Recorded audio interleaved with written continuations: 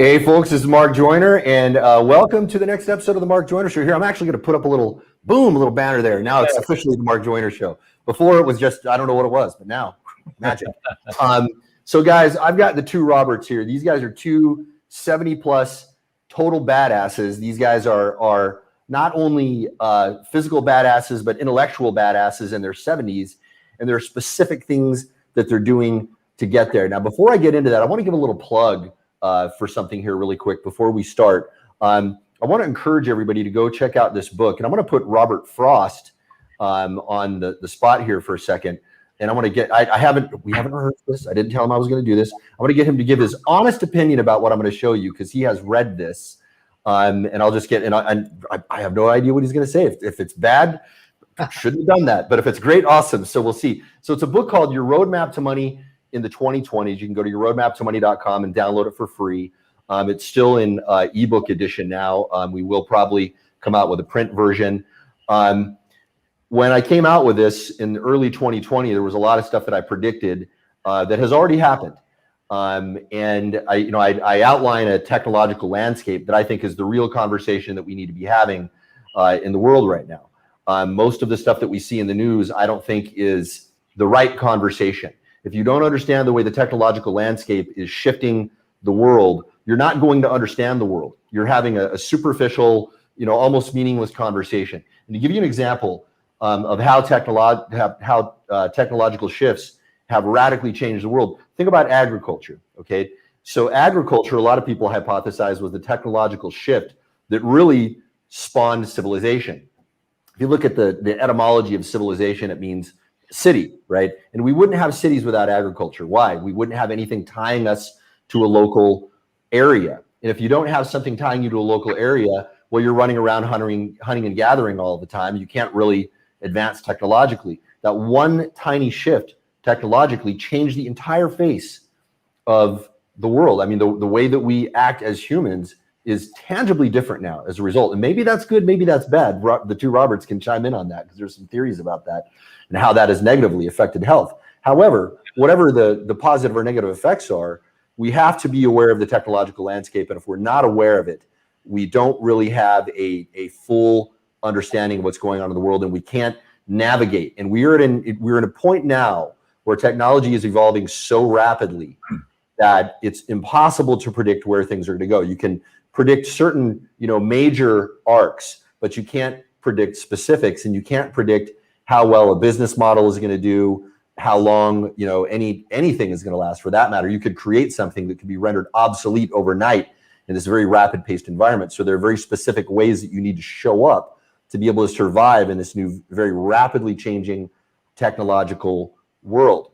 And that book is all about helping you understand that and giving you the tools that you need to be able to navigate that successfully. And I'm going to put Dr. Robert Frost on the spot here, because I know he's read it, and he's part of a group that I have of folks who are navigating all of this together. So Robert, if you could give your thoughts on that, good or bad, man, I'm open to honesty here. Okay, first of all, it's an easy and fun read with lots of illustrations. It makes it a delight. The things that you heard about as possible conspiracy theories that are being revealed as the status quo now were laid out so clearly by you ahead of their revelation to the rest of us. Your insights and ability to look into the future of what's going on and show us the typical likely outcomes that we're going to be facing is really good. I learned a tremendous amount, and I realized, geez, I have to really act now to secure my lifeboat so that I and my family will be well supplied through these coming times. The insights onto the nature of technology and the nature of politics and the interdependence of the left and the right, and how we are polarized in order to work against this. It's given me so much fuel for the works, and better than the best of all, it's showing a viable way to not only survive but thrive in these coming and difficult times. I'm wrong. I only have praise for it. It's exquisite. Thank you for that very much, Robert Martin. I don't know if you read it or not. I haven't, but I obviously need to from what I'm hearing here. Yeah. Awesome. All right. Well, I'm going to stop plugging myself here. I just want to get that out there so everybody has a chance to read that. This is the main thing that I'm focusing on. Aside from my primary company, Simpleology, it's very important for me to get this information out because I think a lot of people are not aware of what's actually going on. And I think most people are very unprepared. And the folks who read this before the COVID stuff happened, they were way better prepared because they understood that we're going to have to be ready to pivot and that's going to be the norm. And you're going to have to pivot more and more and more and more frequently as these changes come along. I think what happened during the COVID era was just a warm up for what's going to be coming in the future. Anyway, boom, enough of that. So let me talk about these two gentlemen here really quick, and they can fill in some gaps here. What I want to do is introduce them very briefly, and I was telling them before we started, I want to go broad and then I want to go deep. So what I'm going to do is I'm going to do lightning round with the two Roberts and ask them to give their brief 30 seconds to 1 minute thoughts on a particular topic, and we're just going to go boom, boom, boom, boom, boom like that, very fast on some stuff that's going to be of interest to you guys, things that will be high impact for your health. All right. And then if we find any areas where they disagree, or where there's some stuff where, hey, maybe we want to explore that more, we'll go a little bit deeper. And I'm going to do this until one of the Roberts tap out. So it's nighttime for them. It's super early in the morning for me here in Thailand. So you're assuming you're going to outlast us, huh? I might not. I might not. Well, especially the workout. I mean, well, I don't know what Robert Frost's workout regime is, but I know Robert Martin's workouts are redonkulous. So, and we'll talk about that here in a second. We'll get into this. It's changed recently too. Ooh, okay. See, now this is the stuff I want to know. This is the juice. Okay. All right. So Dr. Robert Frost, he wrote the textbook on applied kinesiology. If you study applied kinesiology, you're probably going to study his book. He's also a polymath, as is Robert Martin. They're both musicians. They're both, multi-talented in different fields. I love people like this because, I mean, I consider myself similar in that way. I try to have very broad, views and broad knowledge. I think it makes you a better, more interesting, more functional, happier, healthier person when you do that. And these guys have achieved, they haven't just studied these things, casually. They've reached, great heights in all these fields. And if you just look at them, in their fit glory in their 70s here, it is evidence that the stuff that they're doing is working. Robert Martin is a guy who played for Frank Zappa, and we were just talking about this before we started. If you ever see the movie Whiplash, it's kind of how Frank Zappa was, apparently. Robert Martin was telling me about guys who would go to Frank Zappa's auditions and just melt down, and some of the best musicians in the world couldn't handle it.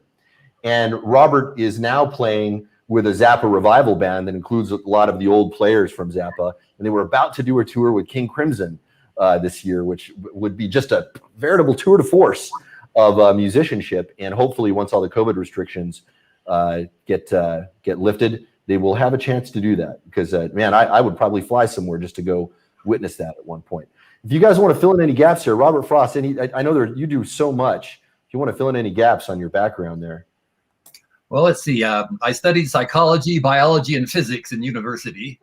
I really find that having diverse interests feeds directly into my business activities. I get new ideas that I wouldn't unless I explored things that seemingly are thoroughly disconnected, and finding ways to apply them in other fields. It's really extremely helpful.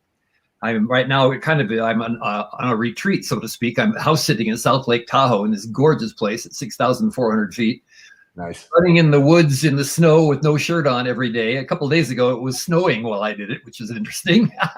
Cool. We have more to talk about for sure. Yeah.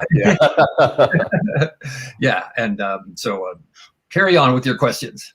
Awesome. Well, I do ice baths too. Snow is probably better than ice baths. I've got a little freezer that I've set up, and what I do is I put salt in it so that the freezing point actually drops. So it's actually sub-zero Celsius when I get in there.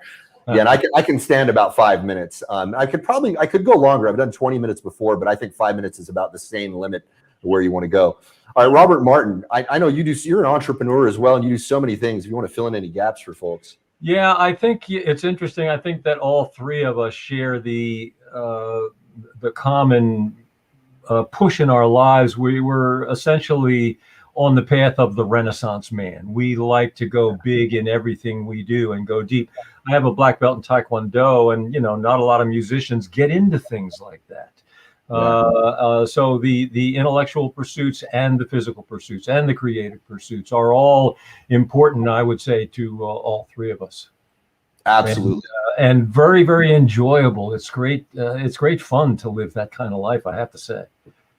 It really is. And I got to tell you, it makes me think of the Platonic ideal. Plato, a lot of people don't know, it was not only, a great philosopher and a great, polymath as well. He was also a physical specimen, apparently. And he was super into wrestling. And, a lot of people don't know that about Plato. This is a very fascinating facet. And I knew that about Socrates. I didn't know it about Plato. But yeah, we can talk more about Plato. I'm not a fan. I'm much more of an Aristotle fan. It's an interesting thing. There is an interesting dichotomy between the two. And being an Ayn Rand fan, I know, you'd probably lean more towards Aristotle. But we have to remember the intellectual lineage of Plato. I mean, he did contribute the memeplex that created the U.S. Constitution, right? It was based loosely upon Plato's Republic. Some of the ideas, not all of them, but there is an interesting dichotomy between the two. Anyway, we can dig into that perhaps a little bit later. All right, so I want to do the shotgun blast now, and start out. If you guys could give your 30 seconds to 1 minute thoughts on, if you had just 30 seconds to 1 minute to tell people the most important things they needed to know on these various topics. Let's get it out there so everybody, no matter how long on you stay, I want you to walk away with some seeds of like, oh man, I've got a whole little toolbox of things to play with here. And this is proven stuff from guys who've actually done this. All right. So first thing is just general health, right? So if you had 30 seconds to 1 minute to tell people the main broad strokes of what they needed to do to not just be healthy now, but to remain healthy in the long term. We'll start with Robert Martin on this one. Okay. I would describe myself as a lifelong experimenter in terms of nutrition and in terms of exercise and various exercise modalities. I know, Mark, also that you have followed a similar path, and I'm interested to have discovered that a lot of doctors that I am influenced by now who are into the carnivore diet followed that similar path too, starting as all the way on the other end of the spectrum, hardcore raw vegan, which I did for a number of years, and found it to be a drastic mistake for me. And I think for men in general, it seriously messes up your hormones. We need fat, we need cholesterol to support healthy levels of testosterone. So as far as nutrition right now, I'm in full tilt carnivore. I mean, really full tilt. I do not eat any plants at all. And we can go into that some too. That sounds, I'm sure, crazy to some people, but I have lots of information as to why, including real life situations where not just me, but people I know, doctors I know, went through horrible, bad reactions to veganism. And as far as the exercise thing, again, I mentioned that I don't want to get going too long here, but I have changed it recently. I've been mostly into body weight stuff rather than gym rat weight kind of things for most of my life. For one thing, it's a whole lot easier. And when I was touring and staying in hotels and not having access to anything but my own body weight in my hotel room, that was a great way to go. So I fine-tuned it. A lot of people say, well, it's just not intense enough. Okay. Yeah. Push-ups are real easy. However, get yourself into a handstand with your feet against the wall. Now do push-ups. It's not so easy anymore. Squats, bodyweight squats, way too easy. Well, do it on one leg. Now it's not so easy anymore. So there are ways you can increase the intensity of whatever modality you're into. So experiment, try different things, have an open mind, and you'll get much better results by having that approach. Awesome. Well, I'll chime in here really quick before we go to Robert Frost. So we got a question here. Does Robert M., it's Robert Martin, by the way, so you guys know, does he eat any fruit? I don't think you're just pure carnivore now, right? I used to eat fruit. I used to eat largely fruit, but no, I have now, just again on a full tilt, go big or go home experimental approach, gone absolute carnivore. As Dr. Paul Saladino, he's one. Ken Berry is another doctor. There are a lot of doctors doing this, and women doctors as well, by the way. And Paul Saladino in particular, he is deep into the science on this, and will give you fact after fact after fact with studies to back it up about why this plant or that plant or this fruit or that plant or whatever is, despite, well, it's got resveratrol, which is shown to be good. Well, okay, maybe, but however, here's the bad things about resveratrol, and you don't need it because here's what you get from meat instead. So I'm full on carnivore now, and I've been so for 2 years. I stopped eating plants 2 years ago. To get down to nitty gritty, my digestion and elimination is beautiful, wonderful. It's way easier than it was when I was a raw vegan. Yeah. So Robert Martin and I both did what is known as 80-10-10 raw vegan around the same time. For a while there. You were one of my inspirations on it. And basically, what you're doing, you're eating fruit all day long, and you have a salad at night, and then every other day you have a handful of nuts. That's the diet, pretty much. You want to eat, whole, ripe, raw, organic, all that, right? And I'll tell you what, you feel great for a while, but then the problem is you start to have some hormonal issues, and this happens to almost everybody I've talked to. And I talked to Paul Chek, one of the greatest, health practitioners alive out there, and he said that some of the most, neurologically damaged people he met are the fruitarians. Yeah. And I wish it would work, man, because fruit is awesome. I mean, I loved that diet. It's great. It shrinks your brain, though, from what I think it does. So I went carnivore too. So I was carnivore up until about 6 months ago. I was carnivore for 2 straight years, and I didn't get off it because I was having any problems. I was doing great. The problem is so I've been healing a gut issue for ever since I was a teenager, and the carnivore helped a lot, but it didn't get it 100% there. So a guy that I was talking to was telling me that one of the potential downsides of carnivore is that it increases your cortisol, and that if you've got, gut or autoimmune conditions, that, this is one of the problems is you're not healing enough because your parasympathetic nervous system is not getting enough of a chance to heal your body. And he was talking about how, hey, carbohydrates are going to, lower your cortisol and help, help make you relax a little bit more. So I've been playing around with that, going back to paleo again, not a low carb paleo, but a carby paleo. And I saw your fast breaking meal, and that was kind of paleo. Kind of paleo, yeah. I mean, it was all organic, grass-fed beef, all that stuff. There are a couple of things there that I didn't talk about. Like I had some, beef liver pate in there just for some extra, vitamins. And I didn't show you guys the beautiful bones that I had because I ate. I didn't even think about it. I just saw them. I just had to eat them so quickly because that bone marrow is supposed to be quite healing for the gut.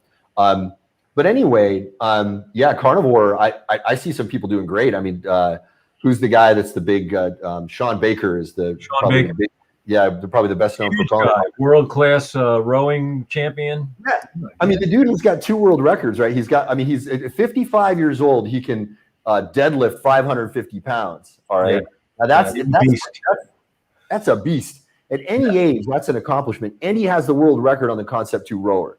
Right. So tell me carnivore is not going to work for the long term. The guy's been doing it 5 years now, I think, right? Yeah.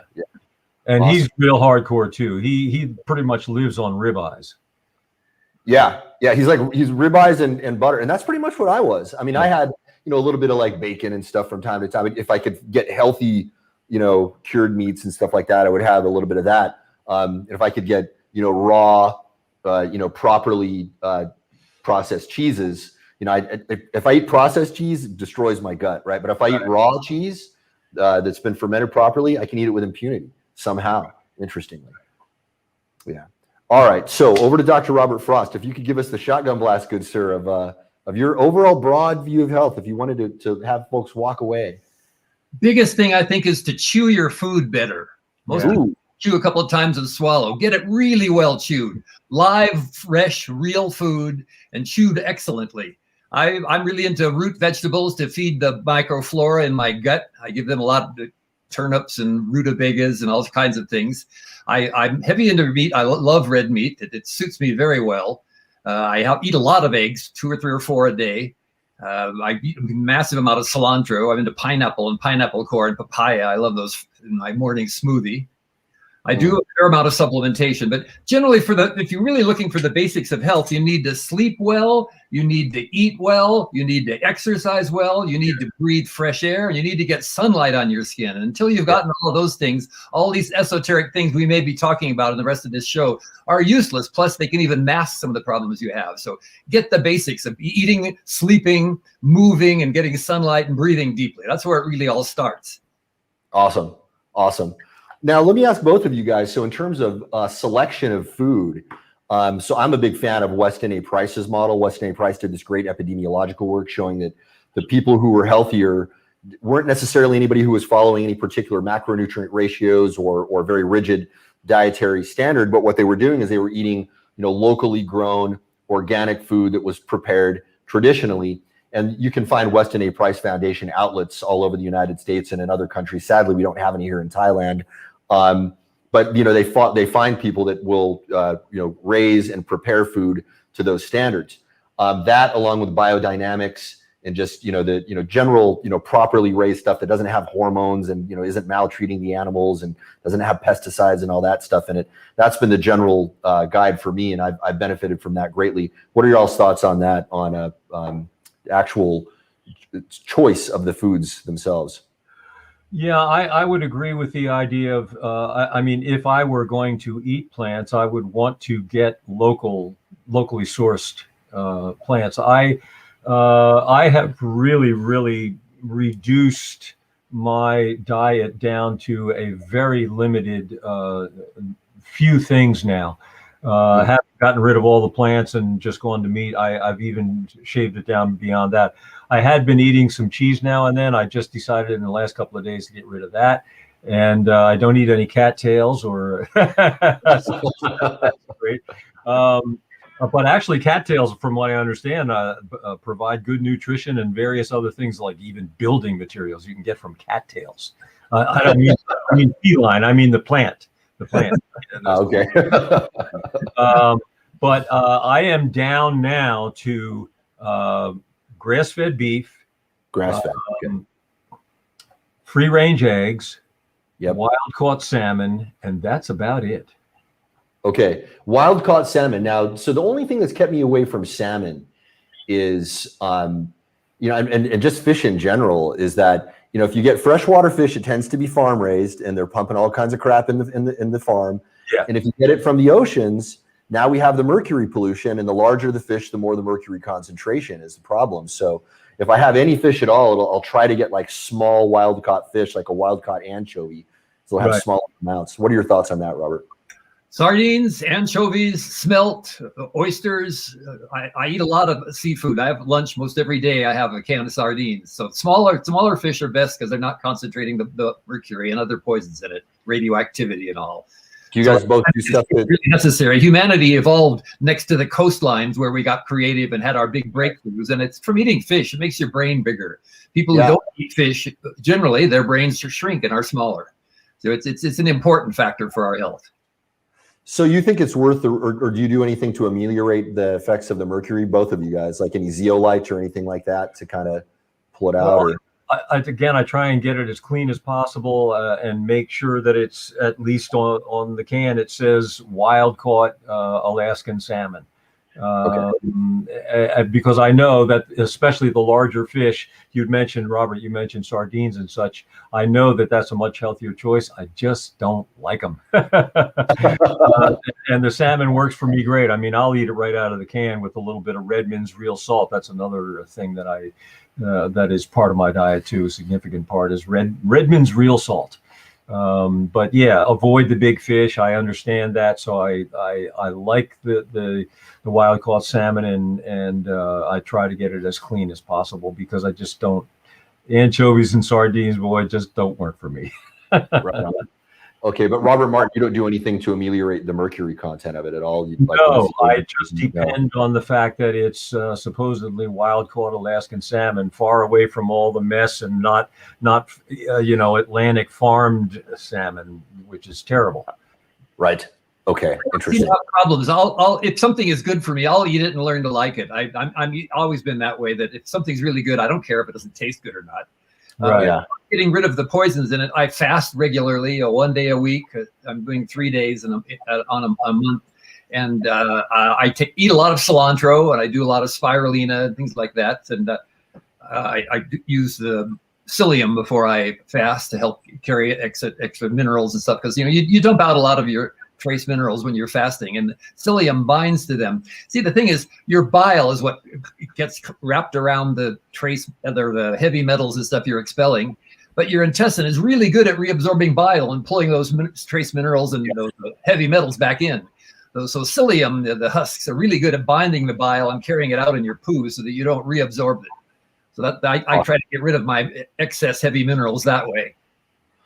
Robert Frost, so for you, in terms of actual food selection, you follow kind of a similar thing. You're trying to go, natural. I mostly eat the grass-fed meats, and I really love them. I eat pasture eggs. I eat a lot of them, and I try to get the vegetables. I look for the ones that are really heavily sprayed, like strawberries, blueberries, celery. I try to get those organic. I don't get all organic, but the ones that tend to have the most pesticides, I get in the organic form. Yeah. Okay. Interesting. Okay, now I want to get into a different topic here, but there's so many things. We might go deeper on that, depending on also questions from the audience too. And you guys watching on any channel, if you're watching on any of the Facebook channels, we're on like 3 different Facebook channels, or on YouTube, I will see your comments below there. If you're watching on Twitter or Periscope, I won't. So if you guys do have questions, we're happy to field some of those. So I want to do another quick lightning round here. Sexual health. Okay, so this is something, most people are too squeamish to talk about this. I think you guys know me well enough to know that I'm not squeamish about anything. I want to, get the truth out there. That's the important thing to me. And I'm too old to care about what people think anymore. Well, half true. So, sex is, it's important as we age. A lot of people are losing function, especially now, when people are exposed to a lot of the, negative chemicals. I mean, the phytoestrogens and stuff there's a lot of stuff, that's causing guys to shut down. I've heard of young kids now getting on Viagra in their teenage years. This is the problem with, modernity right now. So what do you guys do to maintain sexual health for men or women, if you have any advice there? I know you guys can obviously speak more intelligently about men, but Robert Frost, you're a clinician. You've probably worked with women on their sexual health as well. You probably have some thoughts on that. So start with Dr. Robert Frost on that. So what's your shotgun blast on that? Let me tell an interesting story. I had a Finnish patient who had a myome on her womb about the size of a grapefruit. And the doctors in the clinic in Switzerland said, we've tried everything. We can't help her. And they sent her to me. And I said, this big tumor you have is on a very personal area, so I have to ask some personal questions. I found out that she was kind of a tomboy. She was married, but she had never initiated the sexual advances to her husband. She'd always waited for him, and she'd never been forward or ever expressed her sexuality in any way from her own initiative. Yeah. So I said, well, take your husband to a lingerie shop and have him help pick out a sexy nightgown that he likes. And she said, the way they know when it's time to make love is he would break out a certain kind of champagne. I said, buy a case of that champagne and put candles on the table and seduce your husband and put on your lovely nightgown. And she did that and began to actually express her own sexuality in a healthy way. And within 5 weeks, it was a tangerine size instead of a grapefruit size tumor. Wow. So sometimes people just need to exercise consciously in a healthy way in that area. Wow. Practically, in terms of bringing up my testosterone level, because I need that for muscle mass and for health, I use Don Quai, Long Jack, various herbs, fenugreek to help bring up the energy. But here in the woods, I meet a nice looking woman. If I say, it'd be nice if we could see each other another time, and the universal answer is, well, maybe after the pandemic. So not by my own choice. I'm rather chaste these days. But I wake up finding that my sexual energy is still present. So I'm feeding myself well, and I'm exercising well, and my muscles are building. So I must have some testosterone running in my system. So you're functioning okay, and you don't need any extra interventions or anything like that to keep functioning? No. The herbs that are enough to keep that energy up high. Okay, awesome. So it's Don Quai, and then what else were you doing there? Well, the Long Jack and fenugreek and I do a lot of lion's mane, and cordyceps is a really good one. Ashwagandha? I do ashwagandha every day in my morning smoothie, yes. Okay. Yeah. Good one, too. Really good adaptogen. And the Long Jack apparently frees up a lot of, increases the available free testosterone, I think, right? Or it unbinds the testosterone. Might be bounded. Yeah, okay, cool. All right, so Robert Martin, for you, what are your thoughts on that? Yeah, well, first I want to remark on something that Robert brought up there that we might explore a little bit deeper, which is the mind-body connection. And this woman, once she began to express herself, which is more of a psychological, emotional thing, her body responded in a very positive way. I think that link of how you approach health in general, exercise, sex, everything else, as a unified being of mind and body together is a crucial aspect of it. I am functional from head to toe at well, I'll be 72 for a couple of more months here. I'll turn 73 in June. And I did, as we have mentioned prior, the raw vegan thing was detrimental in terms of hormonal balance, and I did experience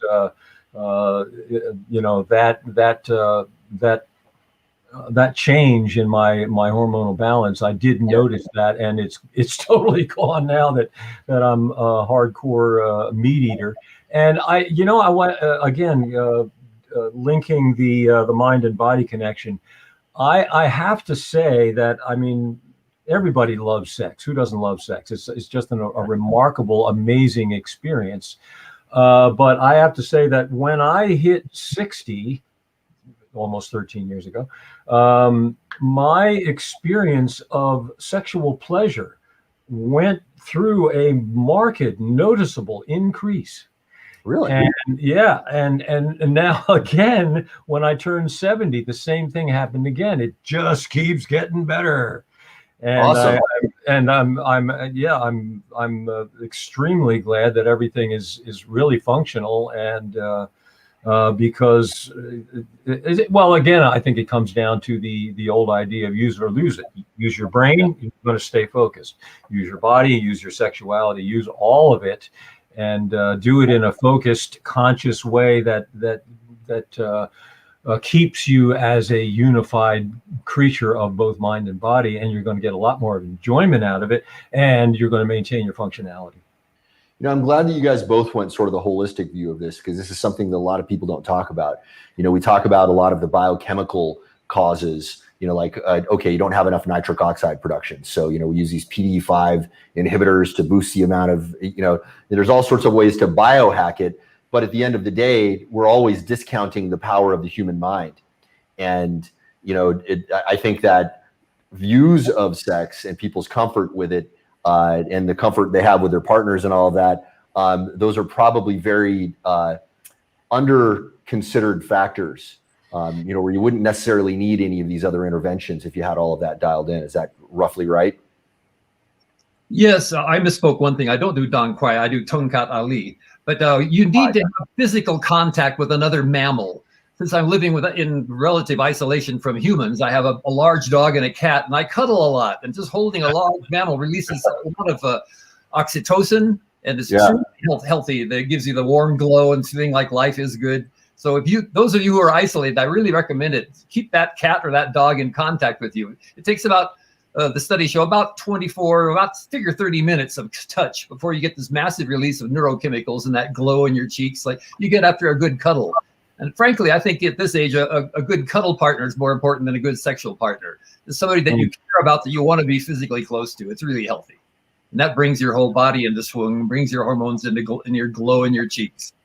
And maybe the cuddling will lead to other things. So, if you're healthy enough, right? So that's awesome. Okay, beautiful. All right, really interesting, different views on that. Let's go to sort of a controversial topic here. Sunblock. What are your thoughts on sunblock? Do you use it? And not at all. Okay, no. So Robert, you're both. So both of you guys are no. Yeah, you're both out in the sun a lot. I'm here in Southern California, so I can go out in the sun all year round, and I do.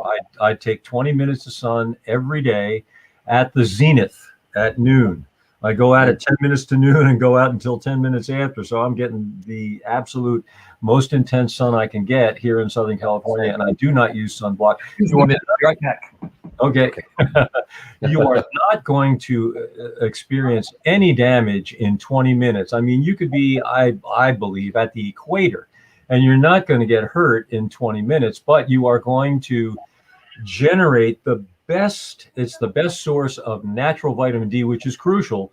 Vitamin D actually is possibly a little bit misunderstood and there's maybe some misnomenclature there in terms of a vitamin. It acts more like a hormone, and it is crucial. It's one of the it is one of the best anti-cancer things you can do for yourself, is make sure your vitamin D is rocking. So I do that every day, and it's interesting too, because my skin tone changes gradually as the seasons change, because the sun's more intense, and my 20 minutes yields more results in melanin, response in the summertime than it does in the winter. So I get my 20 minutes without sunblock protection. Now, obviously, if you're white as a ghost and you haven't been out in the sun forever, don't go out in the sun for like 2 hours unprotected. In that kind of situation, it's wise to use some protection. But look at the fact that we as humans have been basically out in the sun for, depending on what you consider to be a human, up into possibly millions of years, and thrived and survived without sunblock, which never existed until 70, 80 years ago, maybe. I'm right there with you on that. I go out, and at the Thai zenith, I'm usually getting sun every day, longer than 20 minutes. I'll even go, upwards of an hour. I'll be like on one side half an hour, the other side another half hour, and I'll do some meditation or some deep breathing as I do it. There was an angry reaction from Colin Nickerson here that came up when you started talking about that, Robert. So I would love for Colin to explain why he has that negative reaction if he doesn't like that advice. Something I want to point out in terms of our evolution for million plus years with no sunblock. Let me argue against that fact. There's a lot of evidence to support that sunblock. I mean, look, it's a controversial thing, and I'm not a medical doctor. This is not medical advice, but it depends on where you live too. There is a higher level of skin cancer, like in Australia and New Zealand. It's possible that the ozone layer is more depleted there, and that they're getting more of the UV radiation at a high degree. But there is also the notion of like what they call the solar callus. And that's that if your body is adapted to it enough, your body can tolerate more.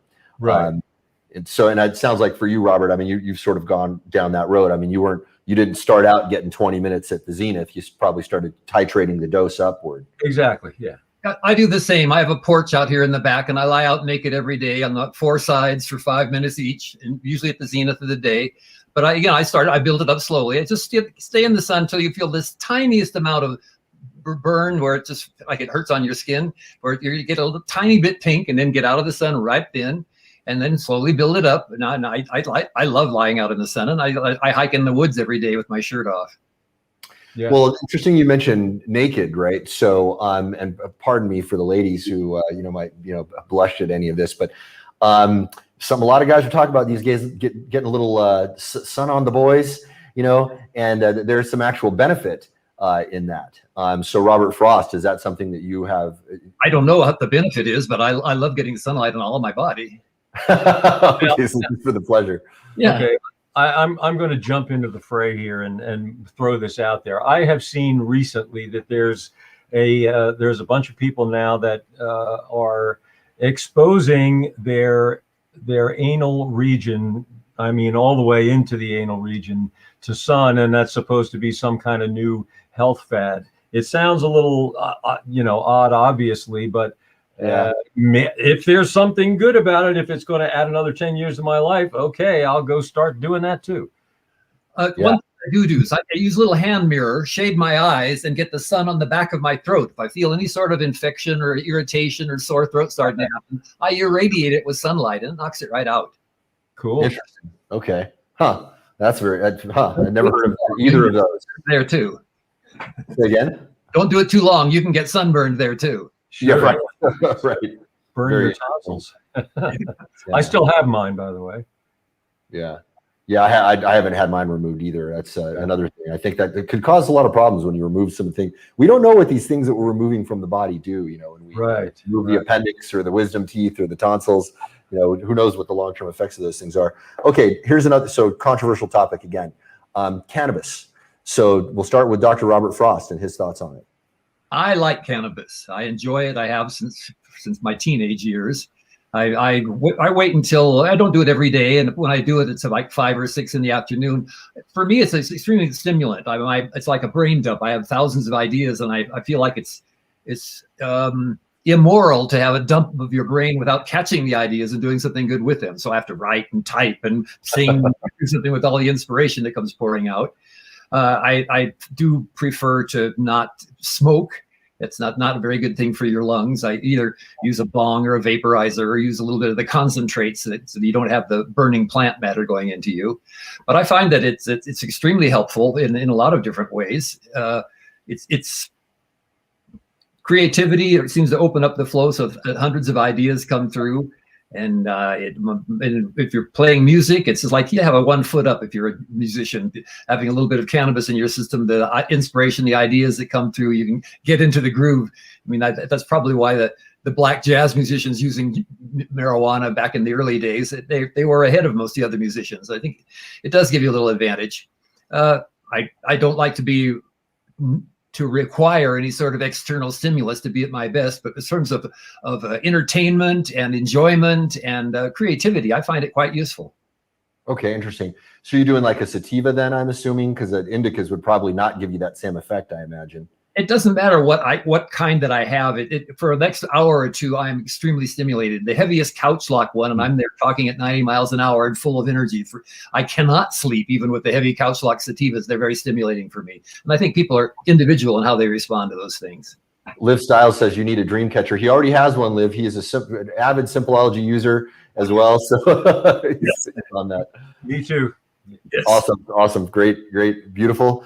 That's the secret, guys. That's the real secret. All right. For those of you watching who don't know, get yourself into Simpleology. Your productivity will skyrocket. You'll get so much more done. You'll earn so much more money. It will help your life in so many ways. Thank you guys very much for that. Robert Martin, how about you? I think you're kind of a teetotaler, right? Because I mean, Frank Zappa was. Yes, I am. But I have experimented with pretty much everything there is at one time or another in my life. In my younger days, we came up at a time. I graduated high school in '66, and I always kind of described it in later years to especially younger people. We were the last class to graduate from my high school that didn't even know how to spell marijuana, let alone know what it was. And everything changed drastically the very next year. The very next year, '67, was when the Beatles released Sgt. Pepper. And that record was a cultural and societal sea change. I mean, that was the breakthrough into the whole psychedelic era.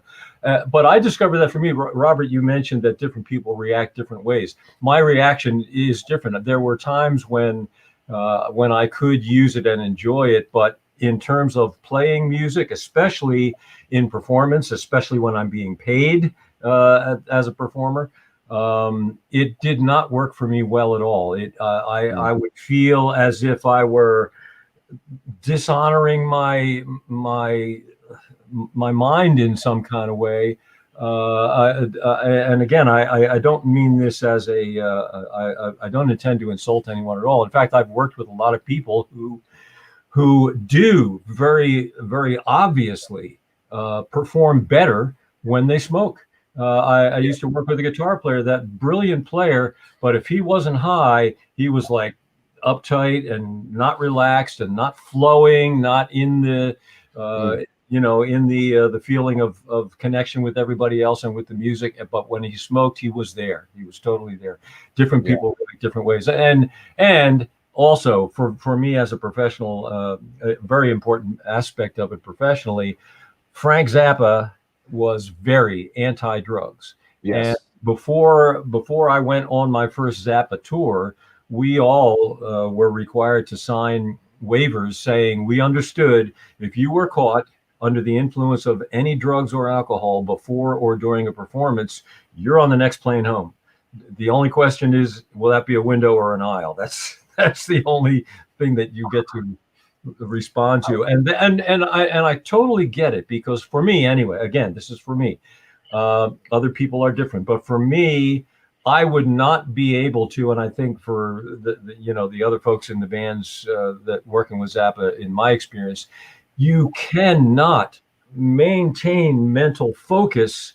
Yeah, you want to be able to get free mentally, but you also need to be able to not lose focus at all when you're doing something as complex as Zappa music, and you're drawing on, because as I'm sure, Mark, you've noticed, nobody's reading music in a Zappa concert, and we are playing 2 hours straight, nonstop. Everything segues from one tune to the next, and it's all memorized. We're not talking 3-chord little ditties. We're talking about highly, highly complex polyrhythms, melodic and chromatic things that are just wild, and just a massive amount of data that you have to retrieve right now, absolutely accurately, or Frank's going to start looking at you like, do I need to fine you, or do I need to actually fire you, or so again, everybody's different, and the circumstances are part of the issue as well.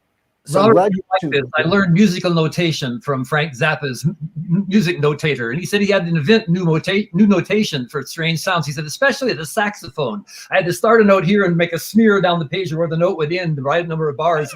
He said, the saxophonist, he had to invent new music notation to play Frank Zappa's music. And he said, Frank Zappa's music, it sounds like it's improvised. It's not. Everything is very strict and defined. Well, there is improvisation as well, but so much of it, you're absolutely right. It is really meticulously written out, and you darn well better play it right. And he knows if you didn't. He knows if you missed the fourth note of that 11 tuplet in the second beat of the 19th bar, and he'll call you on it afterwards. Hi, Maddie. I'm glad you brought up the alcohol thing, because I was always curious about that, because in Joe's Garage, isn't one of the lines, we didn't do no marijuana nor LSD, but drank quarts of beer every night, something like that? Wasn't that, am I remembering that correctly? Something like that, yeah. So, but did he drink beer? Of course, there's titties and beer, Yeah, right. But he drank, but he wasn't a fan of it on tour. Right. He drank. He enjoyed some high quality red wine with dinner sometimes, but again, always after the show. And It was the same for me. I would never ever drink, not even a tiny drop, until afterwards, if at all. It's the same for me with marijuana. I wait till the end of my working day when I've got all my work done, and then I have a nice. I get high and enjoy myself. Right.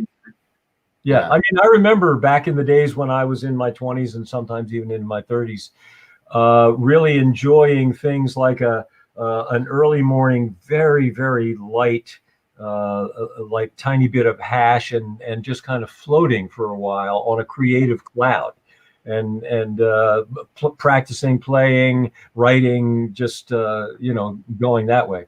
But again, for me, in a performance situation. I made a terrible mistake one time. I'm also a classically trained French horn player, and I one time I think I was maybe 20 or something, I made the horrible mistake of smoking a little bit of grass before I went to an orchestral rehearsal, and man, I was just like, I was a mess. I was like, I felt like a monkey at a typewriter, just not functional. Yes, I've listened to recordings of me that I'm thinking I'm doing great when I'm high, and it's slow. Right. You don't it's on the phone. You don't play that well. Yeah. It's fun. My feeling on it is professional. It affects everybody very differently, and I think that's something that's really important to observe. There are people. I know a guy who was who was the head of I won't say what city, but one of the biggest emergency rooms in the world. Real brilliant high level doctor. And this guy, was sort of a wake and bake stoner. He would smoke weed every day, all day long, and he functioned better on it. There are some people though that it destroys their lives. Yeah. For me, I had to just be really honest with myself about it. I was like, okay, so I'm good for sleep or sex when I'm on it, and that's about it. And then the next day I'm a little bit fuzzy, depending on what type it is. And that was something I had to face as well. It was like, okay, so I know that in the literature, it's far safer than alcohol, right? Especially if you're doing a vaporized form or an edible form, and even the smoked form apparently has very, very low negative effects on the lungs.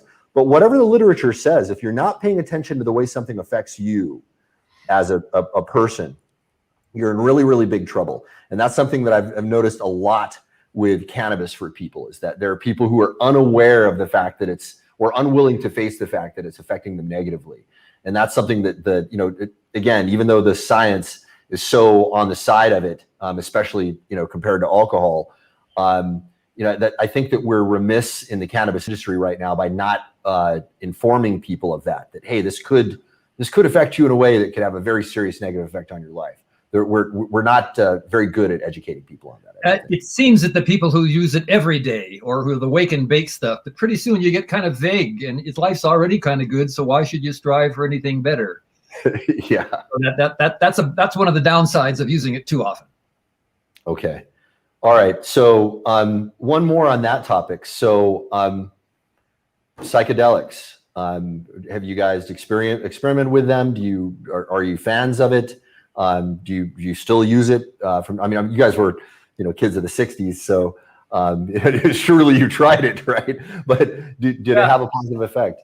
I tried it once. I tried acid once, and it was like all the other things. All the things I tried were there were some interesting aspects of it, but it wasn't valuable enough in my experience. Again, my personal experience, everybody's different.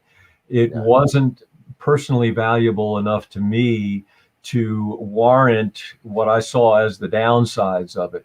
Probably the most fun thing I ever did was psilocybin mushrooms, but I only did them once too and never did it again. I laughed so hard that my cheeks were sore the next day, and it was very enjoyable, but I just, this is not something I want to do all the time.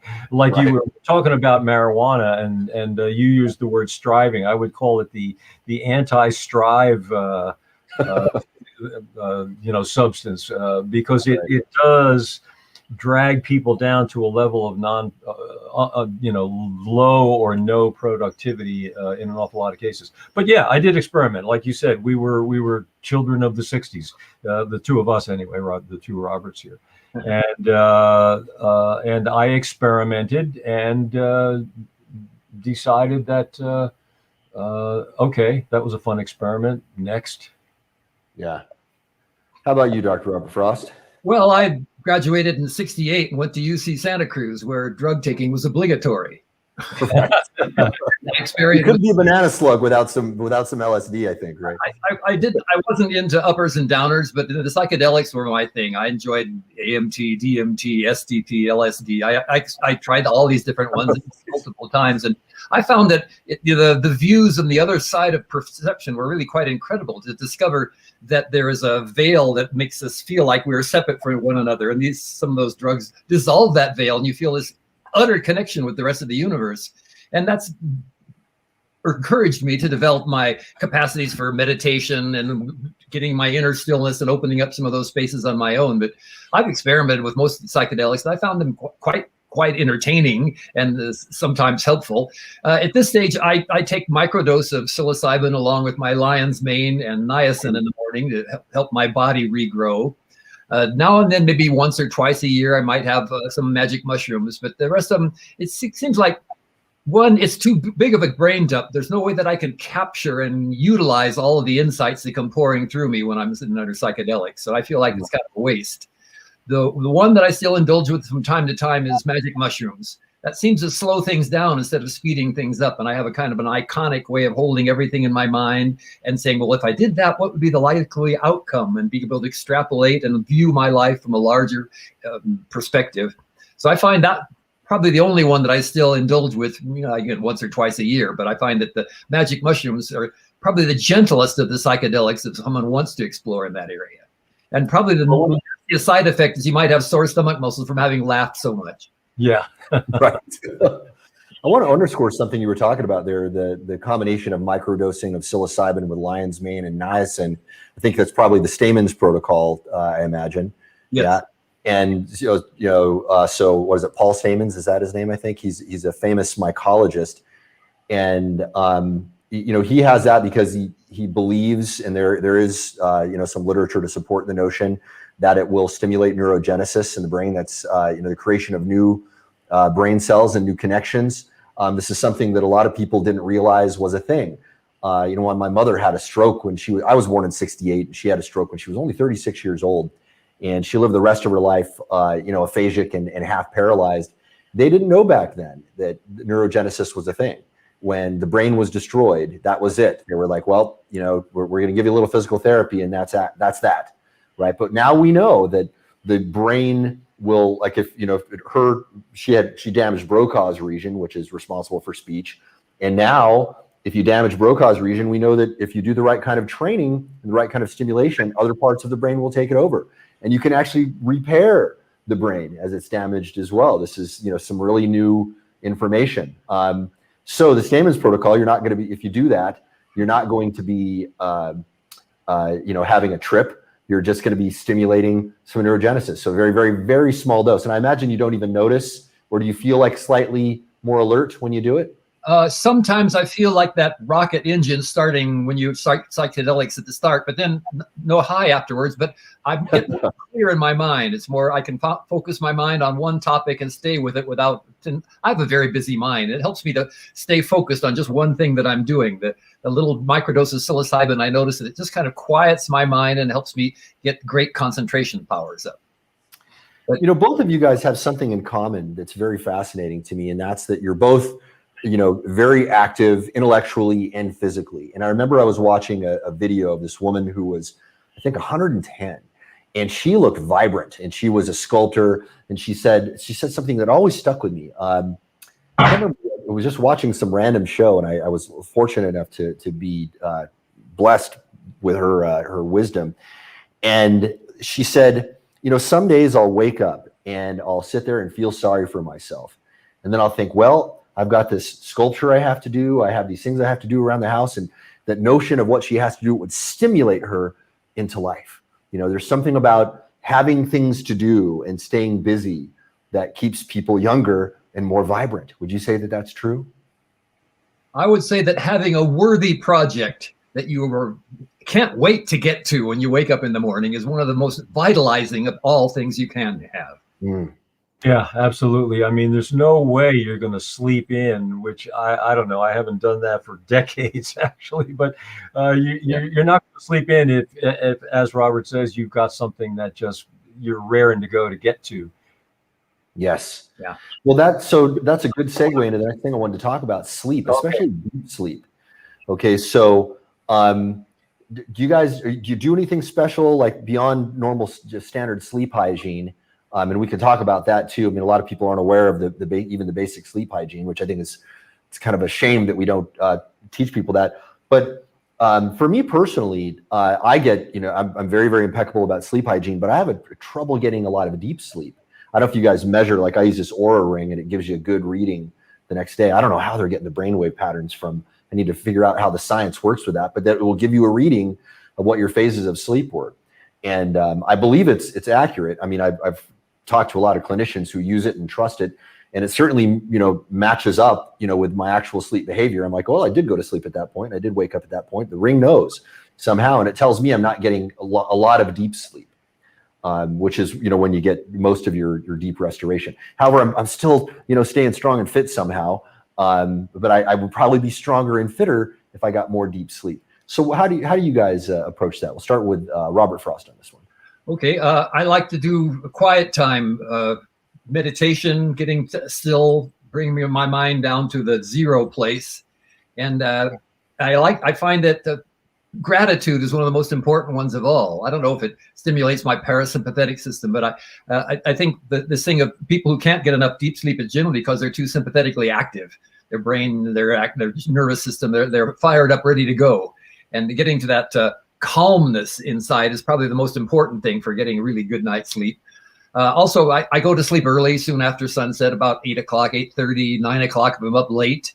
I like to get up. I wake up often at 3 or 4 in the morning, and I do 3 or 4 hours of work, really focused. Then I go back to bed for another 2 or 3 hours and sleep again. I wake up. So I'm trying now to get good 8 hours sleep every day, and that's really been a great benefit to me. And I find breaking up the sleep into 2 is actually very useful for me. Plus, if I'm in the middle of a work and I suddenly feel a little bit dizzy, I go straight to my bed and take a little nap. and I wake up fresh and eager and get lots more done per hour than if I try to just power through. Yes. Interesting. Okay, Robert Martin, how about you, good sir? Yeah. Okay. What you were talking about there is sort of akin to polyphasic sleep, which I experimented with for a bit. Didn't really work for me. I have studied sleep a fair amount, and my most recent findings and having applied it, my experience from it is that for me, 7.5 hours is perfect. And part of the thinking behind that is studies that show we sleep in cycles that last 90 minutes. And so you can have 5 of those 90-minute cycles in 7.5 hours. And I find that those 5 cycles throughout that time period works really well for me. You also mentioned meditation. I've been a meditator since 1975, so a long time. And when I first began it in 1975, I meditated twice a day religiously without fail for 13 years.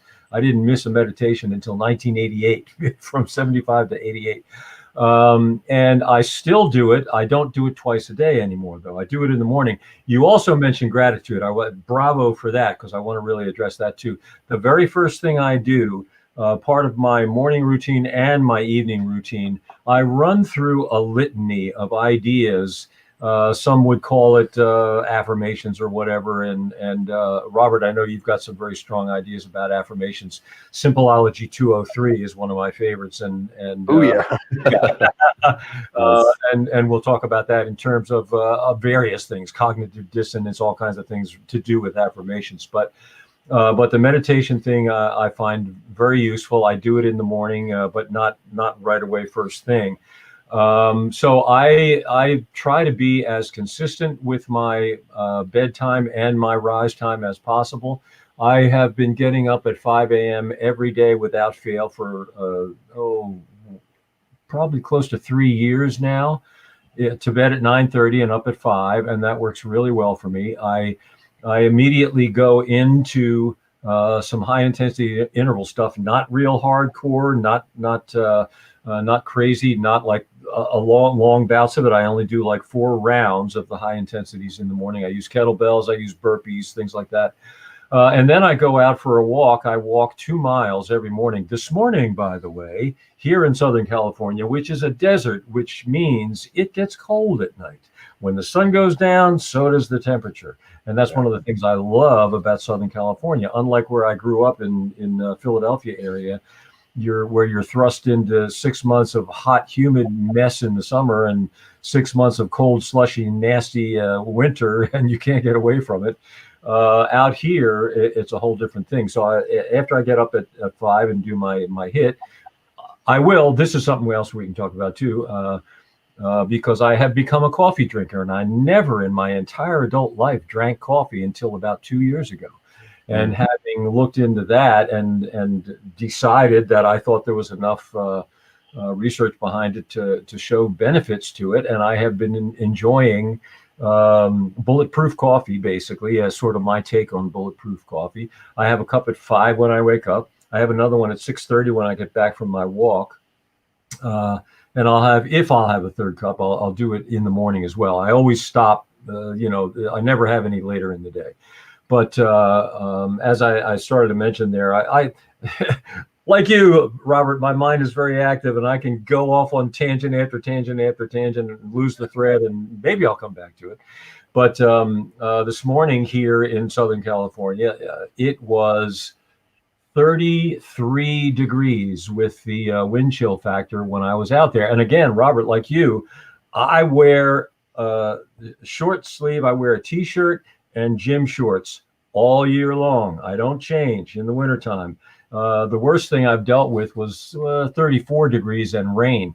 Yesterday, it was about 38, 39 and rain. And I walked in it with nothing but a t-shirt. And so that's another thing we can get into too. You talked about ice baths and cold exposure. I think it's wonderful. Cold is such a powerful element to strengthen the numbers and the vigor of your mitochondria throughout every cell in your body. And I've really enjoyed the whole process there. And I never walked. I never even thought of walking as exercise. It was just like something old people did. Reminds me of a funny meme. It feels really weird being the same age as old people. But now I've been getting it. But the way I walk, I mean, I walk as fast as I possibly can without breaking into a running gait. And I extend the stride as much as possible. And the results of that have been pretty darn phenomenal in a lot of ways. One of them being that I've started to kind of joke about maybe I'll take up a second career, like a side career as a men's underwear butt model, because when you walk that way, pushing your stride length and really going after it, you are working everything from all those 128 bones and muscles in your feet up through your shins, your calves, your quads, your glutes. Everything is working big, full bore when you go after it that way. I do the 2 miles in 28 minutes, which means I'm going between 4 and 5 miles an hour, which is about twice normal, just leisurely walking pace. So I'm booking, and that's my morning. I start with HIIT, then I do the walk, then I come back and I meditate. And the very first thing in my whole litany of things that I address for myself, which I do twice a day, the very first thing, Robert, thank you for reminding me, is the first statement I go through is, I am grateful for another day filled with opportunities for success. And so I start with gratitude. And when I do that again at night, when my head hits the pillow and I'm getting ready to go to sleep, I add 2 words to the end of it and change it up a little bit. I say, I am grateful for another day filled with opportunities for success made real. And then I will go through and list at least 5 things to myself that happened that day. Either I made them happen or they happened to me or whatever. 5 things that I'm grateful for. And I think starting with an attitude of gratitude is a wonderful thing. So I add to that, as soon as I wake up, I put a big smile on my face. And then I pour out like my heart is the sun, and I radiate gratitude in all directions. And I name the beautiful animals, the place I get to live, that I'm still alive, the wonderful food I get to eat, that there's air to breathe, that I have this wonderful fit body, that I have this mind, that I have these projects, that I have Mark and Eric to inspire me and drive me to great success. I just get really excited with it and hold that smile and get all that rush from that energy. And that's how I start my day. Right. Beautiful. Well, that's a good example of, they're actually, I mean, people argue back and forth, which is the best way? Can you think your way into right acting, or can you act your way into right thinking? Well, they both work, and they both work together. And it's been shown that if you're feeling down and you just put a big smile on your face, you'll start to feel better, and it's measurable. They can start to measure your hormone balances and things, and it will improve because you decided to put a smile on your face. So that's a way of acting your way into right thinking. But as you know, Robert, from Simpleology, again, 203 is a great example. You can also think your way into right acting and make those 2 aspects mesh and increase each other. Absolutely. I'm both a physical therapist. I'm a Alexander Technique teacher, a postural movement trainer, and I'm a psychotherapist. And I found that when people come in with psychological problems and I help them correct their posture and their bearing and their movement, their psychology problems go away. Yeah. People come in with physical problems and I work on their psyches. They have a better attitude and gratitude in their heart, and their problems go away. So often, instead of treating the presenting symptom area, I'll work on the other system, and that works really well. And myself, I found that when I really get my head above my neck, above my chest, above my pelvis, so that I'm in my axis, I have access to my muse. I can receive inspiration there far better than from any other posture. So particular states of consciousness are only achievable and maintainable from a particular range of postures. You can't feel depressed unless you push your chest down or allow it to sink. If you do something that keeps it from sinking, you can remember that you used to feel depressed, but you can't access it from that posture. So I think the posture is really extremely important for maintaining your mental state. Yeah, I agree. This is some of the stuff that I think it's just absolutely criminal that there are certain things that we don't have out in the educational system right now.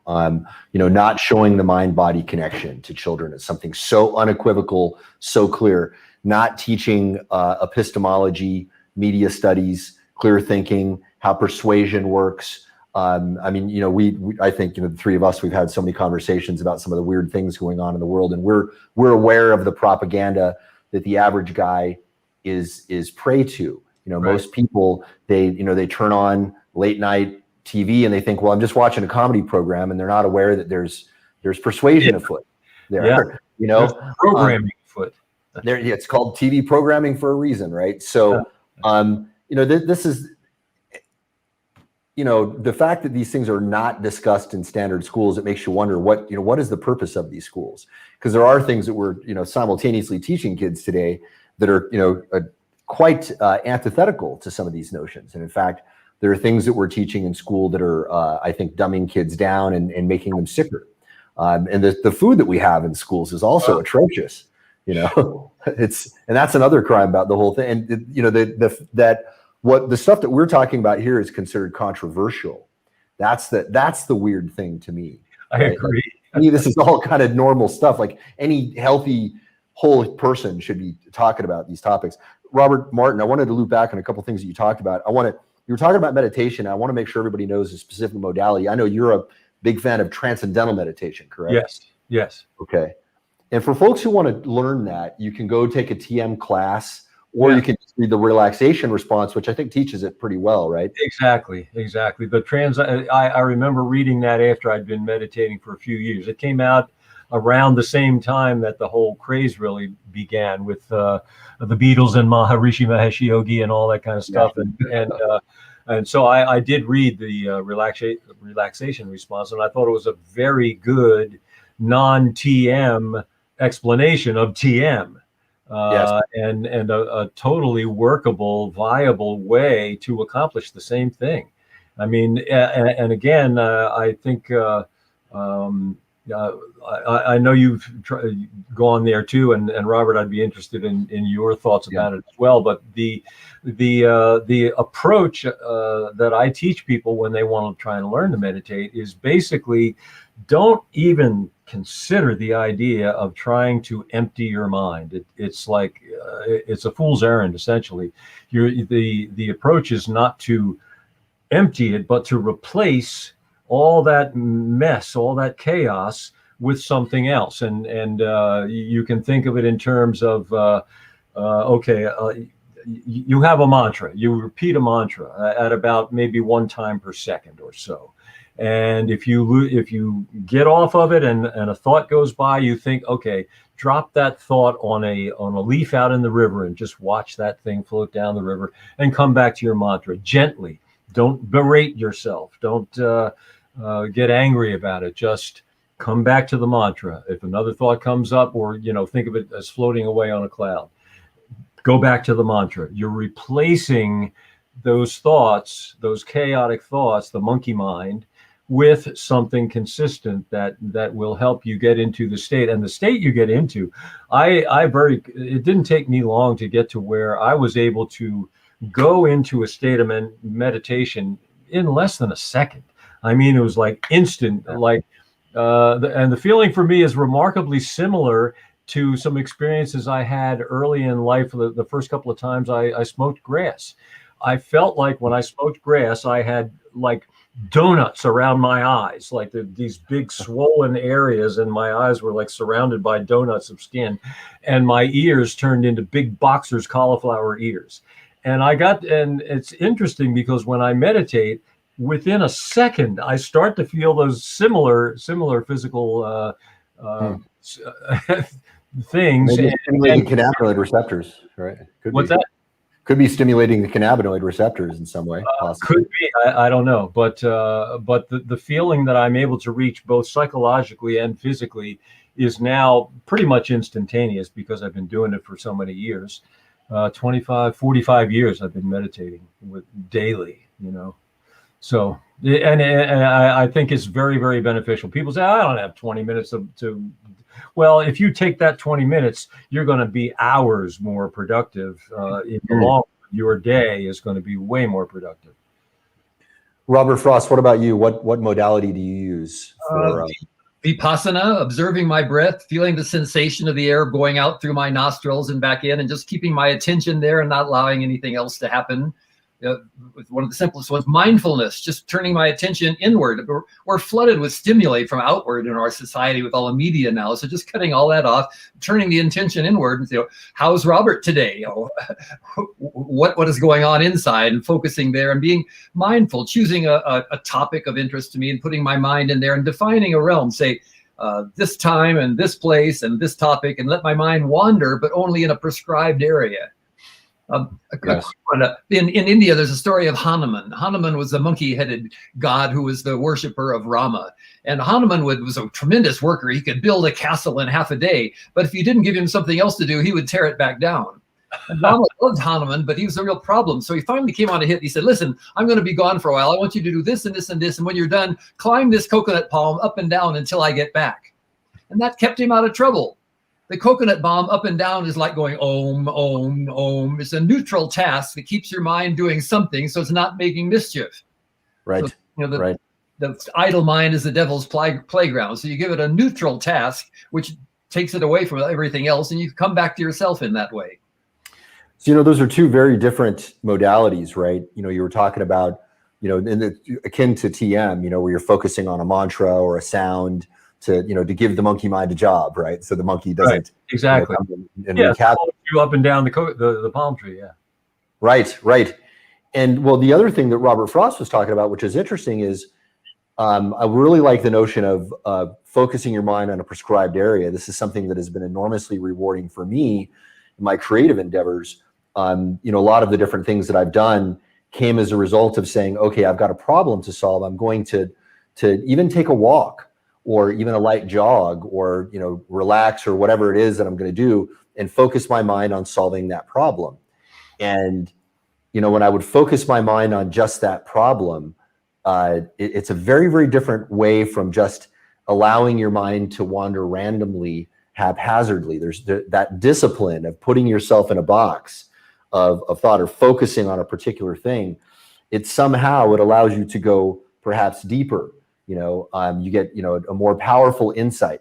So, when I invented the tracking pixel, I got that on a walking meditation, because I had a problem to solve. There was, we were creating the ad tracking service, and we didn't want the ad tracking software to have to live on their machines, because I knew that was going to be a barrier to use, and not fewer people would use it. So I thought, well, how on earth do we find out how somebody generates sales? And I walked and I, did the kind of meditation that Robert Frost was talking about there, of, focusing my mind in a specific area. And I'll tell you, every time I've done that, well, not every time, but I would say most of the times I've come up with something extremely useful, or that had, some kind of extraordinary impact. It was from that kind of process. Now, occasionally I'll just be lying in bed and, stuff will just, pop. I mean, you guys know creativity, the muse doesn't care what you're doing, right? The muse will like Tom Waits was famous for saying, when the muse hits you, you gotta listen. And sometimes you're like, really? Now I'm driving. Do I got to pull the car over, and write this song out now, and it happens at the weirdest times, but I get a more productivity out of a deliberate, focused practice of it. And you can control it, which is the beautiful thing. I think your mind down to a focus is like putting a nozzle on a fire hose. It develops tremendous power. I had a professor in college who would say 16th century art, Florence, and then he would talk like a madman about what the bars were like, and the dirt in the street, and the smell of the dust, and nothing seemed to cohere and connect. And after 10 or 15 minutes, you felt like you were in Florence in the 16th century experiencing art. And he carried you into this magical space, but he never left 16th century, he never left art, and he never left Florence, but he freely wandered with his mind around in that area and developed a whole incredible immersive experience that way. And that's kind of, for me, meditation. I define, what are the things, I have something I want to find out about. Well, what do I know about it? I use all my mind stuff first to try to find the shape of what I don't know. And then I put my mind into there and let it freely associate, bouncing around on the parts that I know until I can start to feel the shape of what I don't know. And then the muse shows me the missing parts, and I have a new insight, and I start to write down. My creativity comes pouring out from it.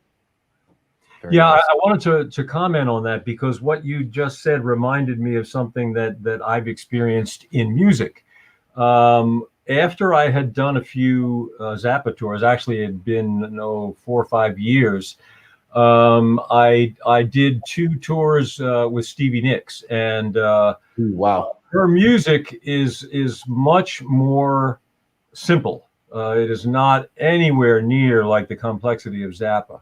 But what I experienced was I could get a great deal of enjoyment out of that simple music by Robert doing what you said, putting the boundary here and the boundary here and the boundaries here, and saying within that playground, I can go anywhere I want. I can go out and bump against all those fences and try all kinds of different things and eat this grass over there and munch on that thing over there, staying within that boundary, but just exploring as deeply. I guess it's more of a deep thing rather than wide all over the place. Exploring in that way within those parameters and getting wonderful enjoyment from it and better results musically as well. Interesting stuff. I remember in the movie The Silence of the Lambs, actually, I read some of the books after that film, and some of the books are actually quite extraordinary. There was one called Hannibal, which was sort of like, it was one of the sequels after Silence of the Lambs. There's a lot of gruesome stuff in it, but there's also some very, very interesting stuff. And he talked about the character Hannibal Lecter had read this book called The Memory Palace of, I think, Gregory Matteo, something like that. Very interesting book. And that's a real book. And it's about how this guy built a palace in his mind. And what he would do is he would create a room or even a house or a palace that would have multiple rooms. And you would start to associate things with that. So like if I walk in that room in my mind, I would, this is where I will, peg and hold certain types of information. And that was how Hannibal Lecter in his fiction kept himself, entertained. I mean, apparently the guy, was a genius, right? And he would go crazy in a cell, but he used that memory palace to keep his mind stimulated, which is another interesting way to use that. That reminds me of something I know you're quite familiar with, is the Stockdale paradox. Oh, yes. When, prisoners of war managed to maintain and came out of that horrible, god-awful experience, Yes. much more whole than some of the other people who didn't even make it out at all, because they employed the psychology of a combination of hope combined with the reality of, okay, this is where I am, this is what I have to deal with. Yes. Working again within those parameters and that reality and maximizing that to the best of your capability.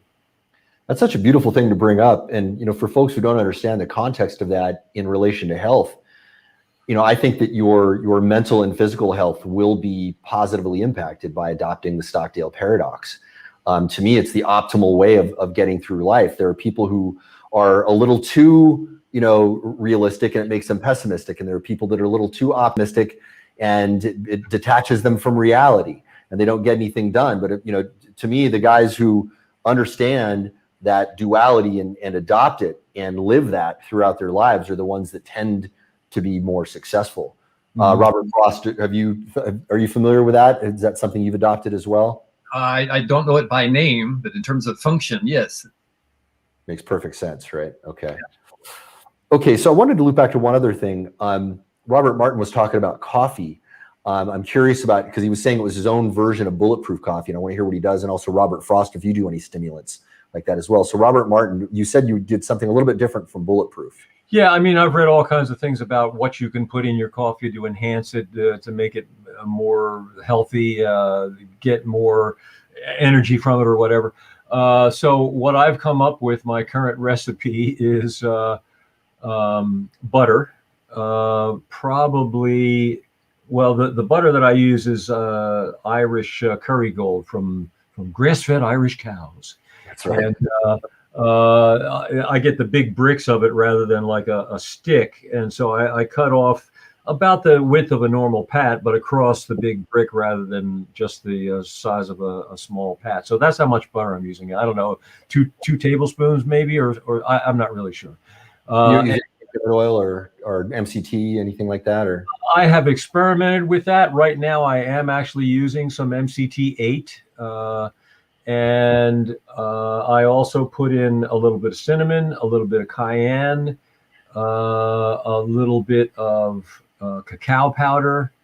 And now, speaking of things like this, after we get done with the coffee, I'd like to touch on the idea of supplementation and ask you guys what you do, because I've discovered a few things recently that that work real well for me, and it's very rare for me to find anything that I actually feel. You know, when all these things are advertised, oh, you're going to feel great on this, you're going to be so energized and all that. Yeah. It's like, nah, I feel great all the time. This doesn't really make a difference. But there are things I've found that do make a difference, and we can talk about that too. But yeah, that's my recipe. I put about 4 things in there: a few powders, the butter, and blend it for like 30 seconds to get it all frothed up, and that's it. Before we hear from Robert Frost, let's tell you guys. So I used to drink tons of bulletproof coffee, and the C8 MCT is like a rocket fuel for the brain, man. It's just amazing. Yeah. But my gut just can't handle it anymore. I would love to get my gut back into a position where I can. But the C8 MCT especially, man, it just rips it to shreds. So I think I probably just got to rebuild the intestinal lining there, you know, so I can handle it a bit better. It's one of the better, more reliable and you know, not super invasive biohacks out there. In terms of improving, you know, intellectual performance. It does a fantastic job. There's something magical about that combination of those 3 ingredients. And you can add things like you were saying too, as well, to enhance some of the effects, like curcumin would be great, or, you know, some of the other, you know, herbal enhancements. It's great because you got fats there to help, you know, the absorption of fat soluble things as well. Yeah, also it lowers the negative effects. I mean, if you were to, so if you look at this as a spectrum, right? You know, and if you see something like that's very, very natural, you know, on this side of the spectrum, and then something very reductionist, like if you've got, you know, like meth over here, right? And then, you know, just, you know, some natural food over here, you know, that coffee tends to be a little bit, you know, it's a little bit further over here, but you're going to get some effects that are akin to some of the things that are over here. But it doesn't have a lot of the negative side effects. Like if you do meth, which is one of the absolute worst things you can do to your body, you're going to have a terrible bounce back from that, and potentially even, you know, permanent or at least long-lasting neurological damage. You can do bulletproof coffee, and it seems to be, you know, a pretty good. I mean, as long as you don't do too much of it, you know, may even be beneficial. So it's quite good. Right. Robert Frost, how about you? Any stimulants? Well, my morning drink that stimulates to get me started is lion's mane, and I find cordyceps is a healthy stimulant there. I put the ashwagandha in it. I use some collagen powder. I use carnitine. Okay. And I pour boiling water on it and add some cream. That's my morning drink. If I want to pick up the energy a little bit more, I'll put a little bit of instant coffee in it. And one thing I've discovered recently, ribose, a 5-carbon sugar, the backbone of RNA, there is age-related ribose deficiency. It's quite a powerful stimulant. You terrific amount of energy from it. Careful, as a sugar, it's extremely reactive. You don't want to cook with it at all. It will form advanced glycation end products like crazy, which will make you old. So use it fresh. I mix it. One of my favorite ones is whipping cream with powdered cocoa and ribose and a little bit of vanilla. It makes an instant chocolate mousse that's incredibly delicious and stimulating. You go out and do work in the garden for hours. It really drives up your energy. The ribose is a very effective one for that. It's the D-ribose form, I think, right? Yes. That's and the D-ribose, that it's non I think it's non-insulin spiking, right? Isn't it like very, very low glycemic as well? I believe so. But it is highly reactive. So again, don't cook with it. But there's something special about D-ribose as well. Apparently they were saying it also will help you know, feed the mitochondria a little more effectively than other sugars, because I guess it will break down into, you know, more ATPs a little more efficiently, or well, it is the backbone of RNA, so it fires up a lot of necessary processes in your body. If you're low on that, you can suffer in a lot of different ways. Yeah. So somebody is asking here, I missed the 3 ingredients for the great brain performance. We're talking about bulletproof coffee, and that was coffee plus grass-fed butter plus coconut oil or some kind of MCT oil. C8 MCT is the strongest form. It's the one that passes the brain-blood barrier very quickly. It's and again, but it's also the roughest on the gut as well. I had to get off the C at MCT and then do coconut oil with the butter, and then I just had to get off it completely personally. Okay, so this is so we got somebody asking about nootropics. This is actually a good segue into Christopher, what you wanted to talk about, supplements, right? So, all right, here everybody wants to start with the magic pills. So it's good that we started with the foundational stuff first, I think. So here we go, nootropics and supplements. What do you guys think? As far as I also saw somebody that just mentioned matcha green tea. Now, Yeah. I used to do a fair amount of that. Yeah, there it is again. But I have read recently, which has made me kind of cut back on it, that it can be estrogenic. And we don't want that as we are aging as men, especially.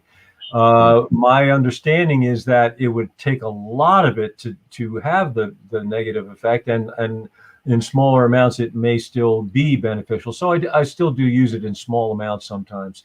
I do, in fact, part of the pre-workout drink that I put together sometimes, I do put some green tea in. As far as supplements in general, I don't take like a multivitamin or anything like that. I do take some things that are more oriented towards hormone balance and anti-aging kind of thing. Again, as we advance in years, I think our approach to nutrition, exercise, all of these things has to adjust according to where we are in life, because my approach to exercise now, I am when I'm studying and researching, I'm looking at things that are more geared towards anti-aging and longevity than towards muscle building. I mean, I used to be more into muscle building as a younger man, and in fact, you do need to maintain muscle. It is crucial as you age to maintain muscle. Absolutely. You age much too fast if you allow yourself to lose muscle. So you need to keep the muscle there for sure. But you also need to adjust some things. In my experience, Robert, before we even got on this, we had some exchanges about high intensity intervals, and you had mentioned that over the top high intensity intervals can be detrimental, and I definitely agree. That's one example of you need to adjust things as you age. So my supplementation involves I take like CoQ10, I take both DHEA and DIM, which is something that modulates the what DHEA becomes. I mean, DHEA is sort of like the master hormone that can turn into a lot of different things, but you don't want it turning into estrogen. You want it we want it, especially as men, although women do need testosterone as well. We do not want it turning into estrogen, and DIM, DIM, is good for that. It keeps the DHEA from becoming estrogenic too much. And other than that, there's let's see, what else do I do? I sometimes take some things that are kind of carnivore oriented, like Paul Saladino has some supplements now that are derived from organ meats. That's another thing we might want to touch on too, in terms of, there we go. Most cultures that eat animal foods as a primary source eat nose to tail. They don't throw away anything. They eat everything that's in that beast and get the benefit from it. That's another thing I wanted to touch on too, and maybe get some feedback from you guys. I have a Butcher Box subscription. I get a big box of meat every month, frozen solid. I put it in my freezer and pull down what I need on a daily basis. And I find myself gravitating more and more towards the Butcher Box grass-fed ground beef, because it's my understanding, and I'm not sure about this, and I'd like your input, both of you. It's my understanding that is almost tantamount to eating nose to tail, because what they put in ground beef is not just muscle meat.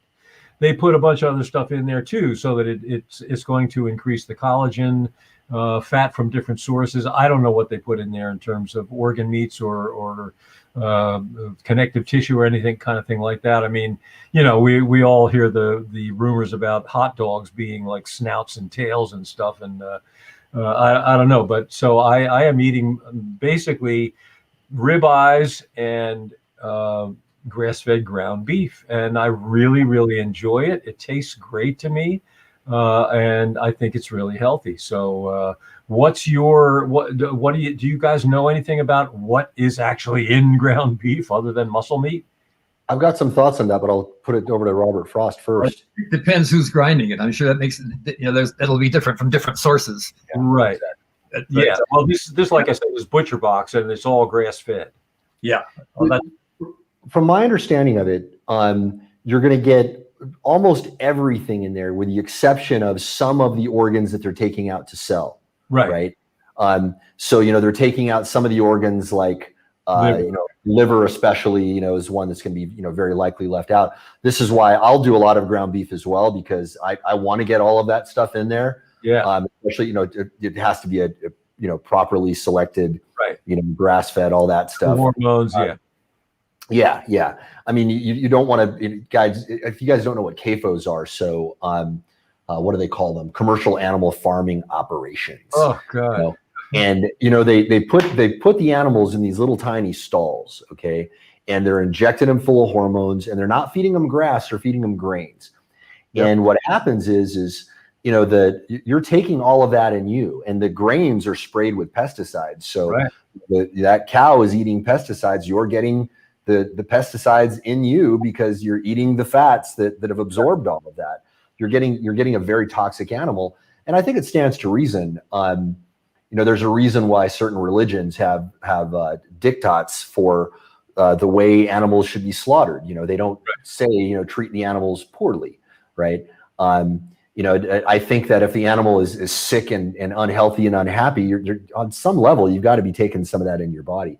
But so what I'll do is I get ground beef, ribeye steaks, butter, and I'll also get like the liver pate I had last night was wonderful. And I try to find as many different organ meats as I can. Get it as close to raw as you can. In fact, if you can get a raw calf liver, just plain, I'll get that and make my own pate with that, because the calf liver, and if they're eating grass, that's not going to be that bad. But even still, a calf liver is going to be healthier, because the liver is where a lot of toxins and stuff are stored. And the older the animal is, the more toxicities there is going to be in there. So the calf liver is one way of getting a really nice clean dose. It's like a multivitamin in a can. It's just absolutely fantastic. I don't eat from a can, but and that's, by the way, I don't personally recommend cans. I do think you get some of the metals leaching in there. And Robert Frost, you're going to say liver. I had a extremely skinny patient who wanted to get pregnant, and she had no female cycle. And I prescribed liver, and she said, "Well, I'm vegetarian," but she and her husband got liverwurst and put it on their toast each morning. 3 months later, she was pregnant. Your cycle came back. So it's extremely healthy for your whole hormone system. Yes, I also take alpha lipoic acid and DIM and DHEA, 10 milligrams.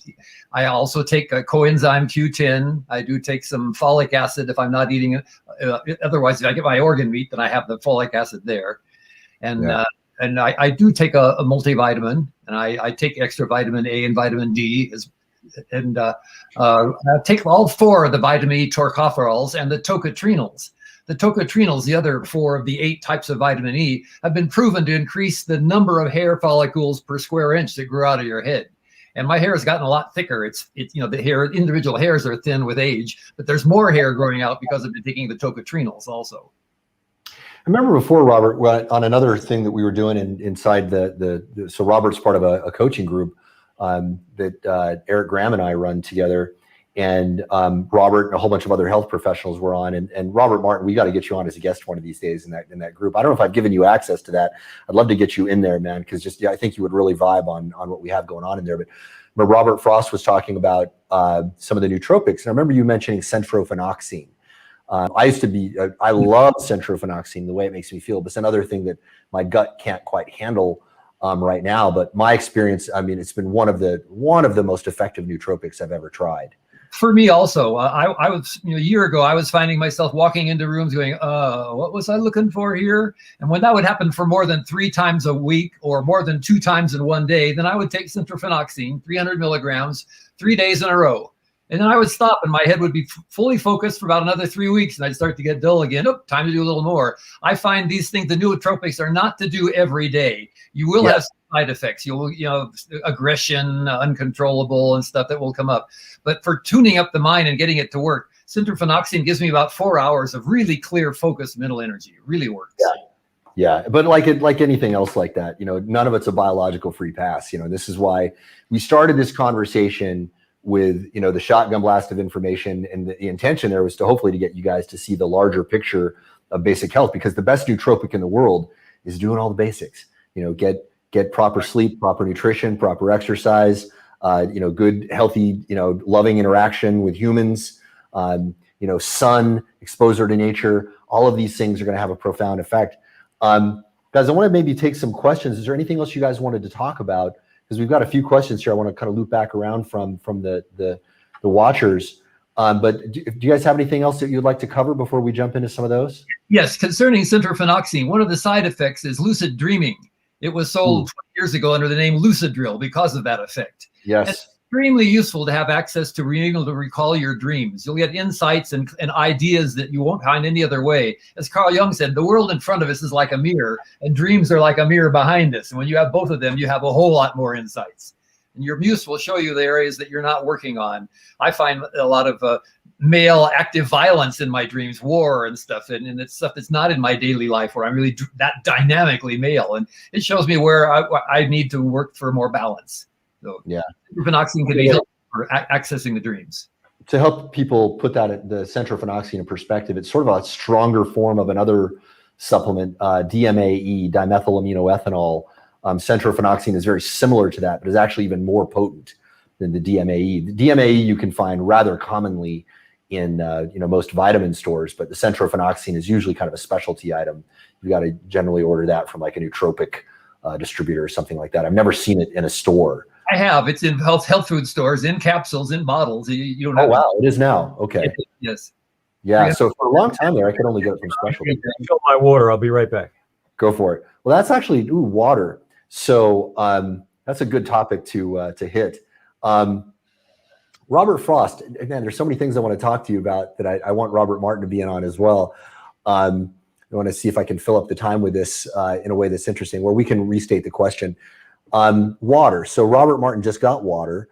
What are your thoughts on, so there's so many different theories about what water is most beneficial, how much to drink and all of that. I've got, various things that I've experimented with. I'd love to get a download from both of you guys on the way you approach water intake.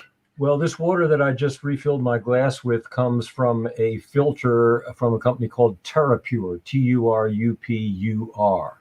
Okay. And I enjoy it quite a bit. It tastes good to me. It takes LA tap water and turns it into a wonderful nectar. So it's quite good. Now, interesting, because I just read something just today. I had never heard of this before. Apparently, there's some kind of new fad going on regarding hydrogen water. Have you guys? We're just asking about that here. She says, "Do you know about hydrogen water?" Okay, yeah. Right. Okay. Yeah. I don't know. I'm not familiar. Well, so it's funny. So I have my training partner, Thomas Engbert, who's sort of a rock star physical therapist. There was a guy who was selling supplements on Alex Jones, and he's training with Thomas as well. And he gave him this supplement that you put in the water, and it actually hydrogenates the water. And so I have some testers for water. I have a pH meter and particulate meter and ORP meter and all of that. And when I put this powder in there, the ORP did go up pretty consistently. I'm not sure if that's the same thing other people are referring to when they talk about hydrogen water, but that it apparently increases the volume of available hydrogen in the water. It actually infuses it. So powerful antioxidant, the hydrogen water. Yeah, that's what I've heard as well. And that's the oxidative reductive potential. That's the actually measures the antioxidant capacity of certain liquids, right? Which is a wonderful thing. And there are other things you can do to water as well that will increase the ORP. Like I think some of the machines out there, like the Congen water and whatnot, will also have that similar effect. So Robert Frost, how about you? So in terms of water, what is the approach that you take? Well, I drink water deep out of South Lake Tahoe. They pump it up and I take the chlorine out, but otherwise it's excellent water. So I'm kind of spoiled here that way. If I'm in a town where there's cruddy water, then I'll go to the water filter machine and you either reverse osmosis and then through a carbon block, something like that. Then you have to make sure you get some extra minerals because it's taking minerals out. But I drink a lot of water. I wake up in the morning and drink, I don't know, 15, 20 ounces, 25 ounces or so before I go and have my mushroom coffee drink. Yeah. I hydrate immediately on waking. And I find it works a lot better if you take little sips of water through the day. Drinking a whole huge slug of water, it doesn't seem to hydrate you near as well as taking the same amount of water in little sips over several hours. Yeah, that's my experience too. So I drink about 6 liters a day myself, anywhere between 4 and 6, depending on how on point I am with my hydration for that day. You're also in the full sun where it's really hot in Thailand too. So you're sweating a lot. Well, yes, and that matters a lot, I would say. And on that note, I've been experimenting with solarizing the water. So this is a glass bottle with just a cork in it. This is going to, minimize the amount of contamination because if you use plastic bottles in your water, you're going to be leaching off all those plastics, especially if you're solarizing your water. If you solarize your water in a plastic bottle, you're going to grow, pardon the language, but bitch tits pretty fast on that. That's gynecomastia in technical terms. Right. So, I'll just put, about an eighth to a quarter teaspoon of Himalayan sea salt in here and then just leave it out in the sun. And I found, that's a little woo science. I don't know of any science behind that, but I've heard a lot of people talk, anecdotally about it. And Paul Chek was advocating it. And I experimented with that a bit. And I have to say it seems like, and who knows, it could be placebo, seems like it's a little more hydrating. What they say is that it does actually create more of those Flanagan microclusters, the smaller. So if you look at water, the H2O molecules do tend to clump together. And there are many, many forms of it. And if you can get it into smaller and smaller particles, it's more hydrating because it's more likely to get into the cells. And in fact, some of the water is so clumped up that it won't even break the cellular membrane, some people say. And they say that solarizing the water is one way to do that. It does seem like it hydrates me better. I had a weird period there when I first started doing it. Normally, I drink enough where, pardon the too much information here, but we're having an adult talk, right? So my pee is clear, right? Because I'm drinking enough water. When I started doing this, I was drinking the same volume, but then suddenly the color changed. And I was like, what is going on there? And I thought maybe it's hydrating better. And now the body's able to, remove some stuff that it wasn't able to because I'm getting deeper hydration. Possibly. It could have been caused by other things as well, but that's another thing. Now, Cher here is also asking, have you tried coconut water for electrolytes? Being in Thailand, it's almost like the coconuts grow on trees out here. And my housekeeper brings in fresh coconut water for me every day. One of the many things that she does makes my life so wonderful. That I'm a big fan of that coconut water during my workouts as well. I'll drink that not just for the electrolytes, but also because if you're exercising, getting carbs during and after your workout is one of the best studied physiological phenomena in terms of performance enhancement because you're shuttling that glycogen, right back into the muscles. Now, if I go back on pure carnivore, I obviously won't be doing that at all. But I've been so that between the coconut water and this, I feel like I'm just getting fantastic hydration. But I think I think you guys are using glass as well, right? I don't think you can't emphasize this enough. The quality of the vessel is very, very important, I would say. Yeah, I have a filter bottle that I travel with when I'm on tour. That's plastic, but it's BPA. Is it free? Yes. So it's not going to be any issue with that. And it's my understanding is that it not only removes particulates, but it actually goes down to the level of either bacteria or a virus and doesn't totally annihilate all that stuff, but filters some of that as well. So Right. I always travel with that because when you're away from home and traveling city to city to city, you have no idea what kind of water supply you might be dealing with. I want my filter with me. Yeah. Robert Frost, you're going to say. On the physics of water, I met Marcel Vogel, a scientist who discovered the coating on computer disks, and he, in his laboratory, he took a bottle of water, closed, shined light through it, and measured the spectral absorption lines: infrared, visible light, ultraviolet. And then he had a healer hold the water in his hands and channel his healing energy into it, put it back, and he had 2 new ultraviolet lines and 2 new infrared lines. And he went to a physicist, said, how is this possible? And the physicist said, if you could change the bonding angle of hydrogen and oxygen in the water molecule slightly off from 120, in order to get these 2 new spectral lines, you'll find that you'll have a lower surface tension, you'll have a lower resistance to electricity in the water. And he projected how much would be needed. And Marcel made the study, and sure enough, the water had less surface tension, had less conductivity. So the healer's hands, whatever that is, actually was changing the structure of the water molecule. So this is some of the magic of water. Now, I've done experiments with quartz crystal and making essences as one of my designs. I did my doctoral thesis half on the effect of gemstones on human neurological functioning. And one of the experiments was making gemstone essences. And I made a gemstone essence out of a lot of different stones. And a medical doctor colleague of mine was working with a patient, a baby who had spastic arms locked down to the side. And they tried everything that they could do in medicine, and nothing would help it. So they decided they were just going to cut the tendons because the baby was never able to use his arms anyway. And he said, wait a minute, let me do some tests here. And he tested through and found my quartz gemstone essence, rubbed it on the baby's armpits. Within 2 minutes, the baby's arms moved away and he could move. So I've seen really magical things with this capacity, and that was just water. I had a little alcohol in it to keep it from getting bad, but it was just water. But it was using the quartz crystal energy in the water, and he was able to do a miracle with it. There's so much about that, and some of that work from Dr. Emoto and all of that. I mean, there's some very interesting things going on with water. And a lot of us.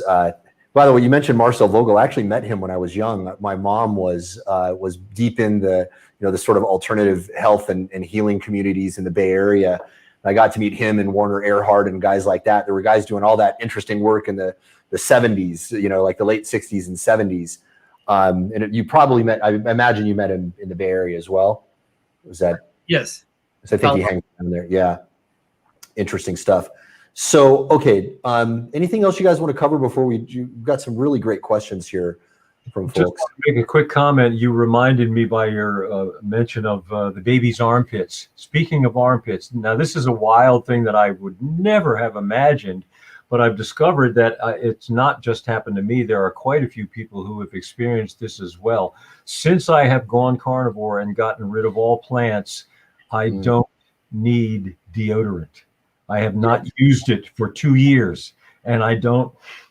It's fine. It's just like the only thing left is male pheromones. That's the only thing I'm putting out now. On that note, I found not only on carnivore, but if I'm eating clean in general, right? So when I was on carnivore, the cleanest ever, but now it's only rare that I get any kind of BO at all. But I'll tell you what.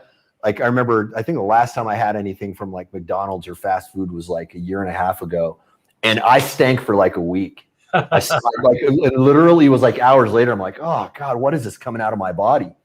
And folks, I mean, again, this is a little TMI for a lot of people, but we're adults. We can talk about these things. There are people who struggle with that, and you're not looking at what you're putting inside your body. I don't think you're supposed to smell like that. I don't think it's normal. I don't think it's healthy. I think that body odor is a very good gauge of general overall health and toxicity. And right now on sort of paleo-ish, the way I'm eating, super clean. I mean, I don't put any chemicals or anything processed in my body at all. And I'm fresh like a baby, all day long. So Robert Frost, how about you? Have you noticed that as well when you eat clean or? Yes. I one time I saw what looked like a baby tomato in the backyard on some wild plant. I thought, well, one little one can't hurt. It turned out to be black nightshade, and my body. I had a stomach ache for a week, and I stunk terribly. So yes, you definitely will be able to smell it when you put noxious stuff in your body. Your armpits stink. I also don't use deodorant at all, and I rarely smell. Yeah. Man, so many topics you guys are bringing up. I want to talk about it. So I think we could do this probably for 6 hours, and I think any of us would get tired or bored. And we'll go back to it. Right. We might have to do a part 2 on this. All right, you guys ready to take some questions? Sure. All right. So Liv Styles is asking, Mark, solarizing, are you adding salt and leaving your bottles in the sun? Yeah. So what I do, the technique I use is, this isn't mine. It's some sort of a hybrid of what some people are doing to sort of simulate what the Hunza water, the real Hunza water is like. But there are many people who solarize water in various techniques. So I sort of took a little bit of a hybrid. So what I do is I get these vessels, about 1 liter vessels. I'll put the water in there, and I'll start with distilled water. Then I'll put the pink Himalayan salt in there, about an eighth to a quarter of a teaspoon. And then I've got another bottle with big chunks of Himalayan salt where I have some water in there, and I leave that out all the time. Now, I have my housekeeper rotating these. So I say, hey, look, if it's new and it hasn't been charged yet, put it over here. Once it's been out for a day, move it over here. And I know all the water that's been out for at least a day, right? It's been charged at least for a day. And I try to drink the water after, some of the charged water after it's been in a little extra long, and drink it right away. Right? So I get that, and it seems, I'll tell you what, it feels like an energy drink. I get a boost, I get a buzz on it. Anyway, when I am ready to have it, I take a wooden spoon, and I take about a teaspoon worth of that water from the big chunks of the crystals, and apparently if that stays out for longer, that increases the charge. Again, this is a little bit woo, but there are some people like Paul Chek advocates this, and he's one of the guys I trust the most in the world with these things. Since I started doing it, I have noticed some very positive effects. Okay, wow, we got all sorts of questions flooding in now. Hey, Troy Casey is here, guys. I don't know if you guys know Troy, but Troy is the certified health nut. Troy has just written a fantastic book, Ripped at 50. And you can see he's an absolute specimen. He was a former Calvin Klein underwear model, and he's staying, fit and strong. He and I are both around the same age, and we're talking about this kind of stuff all the time. And Troy is famous for doing a lot of really, oddball stuff out there, right? So, for example, he does even like urine therapy, which is a little hardcore for me, man. I'll do almost anything for my health, but I haven't gone to the point where I'm going to start drinking my own urine. It's a little down the road for me. But Troy swears by it, right? And Troy, the thing I love about Troy is he'll get up on YouTube, and he will show people like, hey, this is all the weird stuff I'm doing. I remember there was one where he's eating bull testicles with kimchi and all kinds of wild stuff. But he's also a student of Paul Chek as well. Really beautiful guy. Allison Hill is asking, any suggestions on natural remedies for migraines? You guys have any thoughts on that? Several. Depends on the type of migraine. Sometimes they're tension headaches, and you need to change your posture so you don't have the muscles yanking on your skull and changing its shape the whole time. Sometimes it's chemical. You're eating the wrong stuff that's causing the headaches. Sometimes it's emotional, and you have an emotional stress and something you aren't dealing with and clearing up. Sometimes just having a small cup of coffee can clear up a headache. Sometimes it's not having your cup of coffee when you're a coffee addict after lunch, and within an hour or two you have a migraine. Well, those are some. Okay, interesting. Robert Martin, how about you? You have any thoughts on migraines? No experience with it, and this is something I didn't really plan to talk about, but my entire adult medical history consists of the fact that I had a headache in 1974. I don't get sick at all. I don't get colds. I don't know exactly where my sinuses are because they've never been an issue. I don't get flu. I've never had a flu shot. I've been not sick my entire adult life. So I don't know. I'm not somebody to go to for cures about those kind of things. And I think it's a combination of genetics to some degree. My mom lived to be 97, and she was in very good health right up until very close to the end. And I'm a virtual clone of her. And again, Robert, the time that we grew up in the world, you were probably like me, similar as a kid. We were outside playing in the dirt and getting dirty every day. And that is crucial to building your immune system as a youngster, being dirty. And from what I understand, it's also a good way to you actually get some vitamin B12 in you by being out in the dirt. Like little kids that are, out in the dirt are actually being, my understanding anyway, I could be wrong about that, but is that is actually beneficial in terms of B12. There are bacteria in the soil that are antidepressant as well. Now, I do have migraine experience. I had migraines until I was 16, debilitating ones. And then I bought my father's 40-pound speaker into my bedroom, put it up on the top shelf, was listening to Rubber Soul while I was doing my algebra homework. And the speaker vibrated off the shelf and came down and clouded me on the head. Knocked me silly. And it left a lump of calcium between the frontal bones here, right where I used to get migraines. And I never had a migraine since. Now, I don't recommend this, but God corrected it. I've never had a migraine since then. Wow. Cool. We got a funny comment here. So Troy Casey came back in, and when we were talking about some of the weird stuff that Troy was doing, he says, Chinese ball slapping too, whatever that is. Knowing Troy, we're probably talking about those balls. Troy, we got to get, it would be fun to have you guys talking. We could even get Troy and Paul Chek here. We'd have I'll tell you what, if the three of us and Troy and Paul Chek had a conversation, we'd probably it would be like a 12-hour extravaganza. You guys can see on YouTube, I had a great conversation with Paul. Absolutely brilliant guy. And Troy's got some kind words here for us too. So that's awesome. Great to have you on, Troy. He's just such a great treasure. So one of my old running buddies here, Chris Manieri, Chris is a really good friend of mine. When I was living in Miami last time, Chris and I hung out a lot. He's also a super smart dude, very, very talented businessman, and also a real big proponent. He and his girlfriend and I used to go drive out to one of these Weston A. Price outlets. Like once a week, it was one of our rituals. We'd go out and like find all the goodies out there, because Weston A. Price, if you find a Weston A. Price outlet in your area, you're just blessed, because they got so many beautiful, natural, properly grown foods out there. So he says, can you recommend a parasite cleanse protocol? So I'll give you guys my quick one and see if you guys have any thoughts on that. The things that I know that are very useful for that, diatomaceous earth, very effective at removing parasites, as I understand it. Also black walnut, and then I think there's two other herbs that people usually use with it. I think, what is that? Robert Frost, you may know that. Well, both of you guys may know this. There's the classic parasite cleanse protocol that's got black walnut and two other herbs in it. I think wormwood is the second one, and then there's a third that's usually in there. And those three together tend to be very effective as well. Yes, that's a very well-known one. Concerning the diatomaceous earth, it's very effective, but you don't want to do it all the time, because it also wipes out a lot of your healthy flora. That's right. It's like little tiny pieces of broken glass, and it just murders all the stuff that's inside of you. That's very right. effective if you have a bad infection of parasites. Heavy doses of garlic are very good too. Okay. Robert Martin, do you have any thoughts on that? Parasites? Well, not really. I mean, I recall, isn't diatomaceous earth something also that they use to keep fish tanks clean or something like that? Yeah. And also for it's a great pest control too. In fact, if you have cockroaches in your house, if you put so Chris in Miami, we know the roach problem in Miami, right? We get the big old giant ones down there, and I tell you what, you don't have to spray for cockroaches. You sprinkle diatomaceous earth around the areas. They get it on their feet. They get it on their feet, and my brother would put diatomaceous earth around the tires of his mobile home, and the ants could not cross it. They would literally cut themselves to bits trying it. Wow.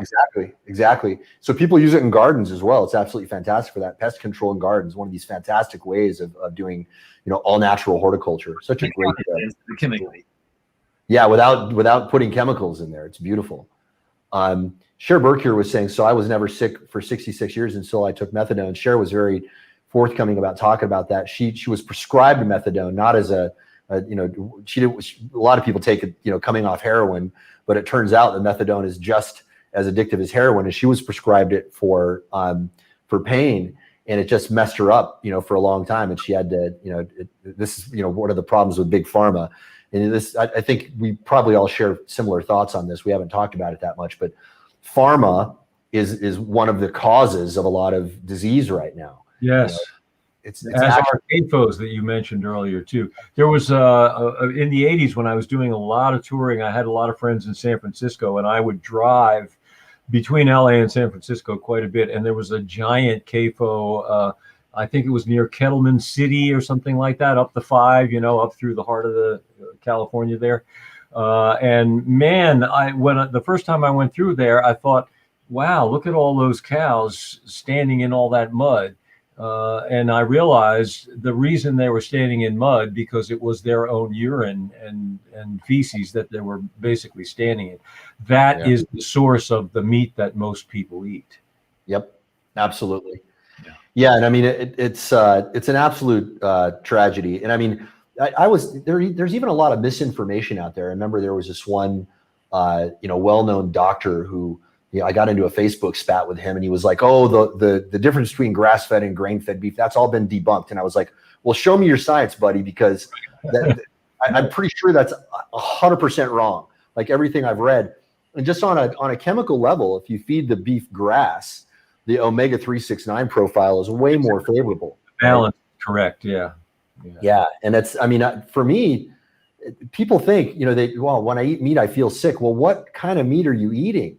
If you're eating meat down at McDonald's or Burger King, you're going to get a very different experience than if you get a beautiful New Zealand grass-fed cut of beef. That's, to me, that's like, it's a vitamin in a steak. It's beautiful. Yeah. Yes, the prostaglandins, the things that what the prostaglandin 1 causes inflammation to decrease, the 2 and 3 increase it.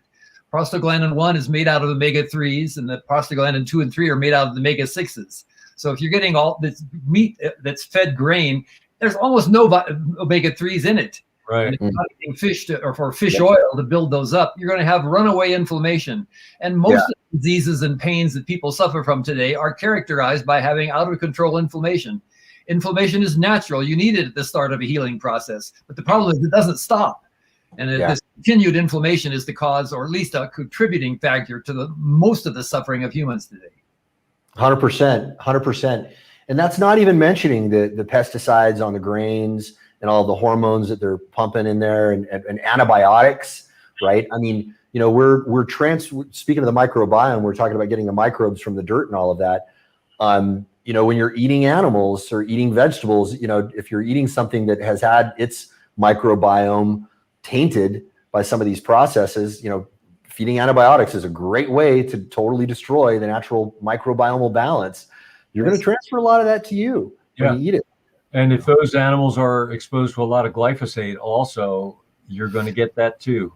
That's a problem. In fact, they spray glyphosate thickly on wheat before it's harvested because one, it makes it dry faster and it prevents it from molding. But so they're not washing that off. There's no rain on it, so they're spraying it on thick. So anything that's not organic wheat, if you have any flour products at all, you're dumping glyphosate into yourself. Yeah. Mark, also you mentioned milk. When I lived in Switzerland, they had big milk cans out in front of stores where you get fresh from the cow milk, unprocessed. I could drink a glass of that and have no problem whatsoever. If I drink a glass of homogenized, pasteurized milk, I can't sing. I have phlegm in my throat. I'm coughing and I'm farting about every minute for about an hour. None of that at all with the raw milk. It's this cooked, pasteurized, homogenized milk. It's not food. It's awful for you. No. Well, you could get, by the way, so again, Weston A. Price outlets, that's a place where you can get raw milk and raw kefirs and raw cheeses. And I'll eat that stuff with absolute impunity and properly cured meats as well. So, if you get a salami or a hot dog that's, done the chemical way, that's going to have one effect on your body. But if you get a properly cured salami, right? Well, instead of using the nitrates, you're using, lots of celery and, salts and things like that to cure it. The health effect of that is radically different. And in fact, you're even going to get some positive, healthy flora in that. All right, let's take a couple more. We got so many here too. So many great questions, and what a great group of folks we have. So I want to get some of these ones. So Cherie is asking what I think is very important, especially as we're aging. Cherie's asking about building bones. So what are you guys' thoughts on that?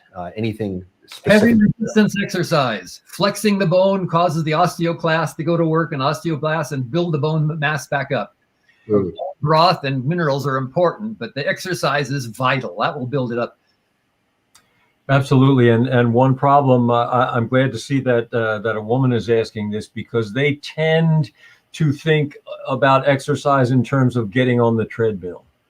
I'm sorry, it's not going to help you. That's going to make things worse because that's going to burn away your muscle. And as Robert pointed out, your muscle, maintaining muscle as you age and working hard with that muscle is what keeps the bones that support the muscles strong and dense and avoiding osteoporosis, which is more prevalent in women. Women, you got to keep moving the weights. Keep that resistance training going as you age. It's not bad for you. It's good for you. And you can put on muscle at any age. When Ronald Reagan got shot, I think it was 74, they put him in the gym to build back his muscle mass. And after a few months, his wife said, either you have to stop going to the gym, we're going to have to get a whole new wardrobe, because he was putting on so much muscle. There's no limit to that. If you put the good food in you and you exercise resistance training, put weight on those muscles, they grow.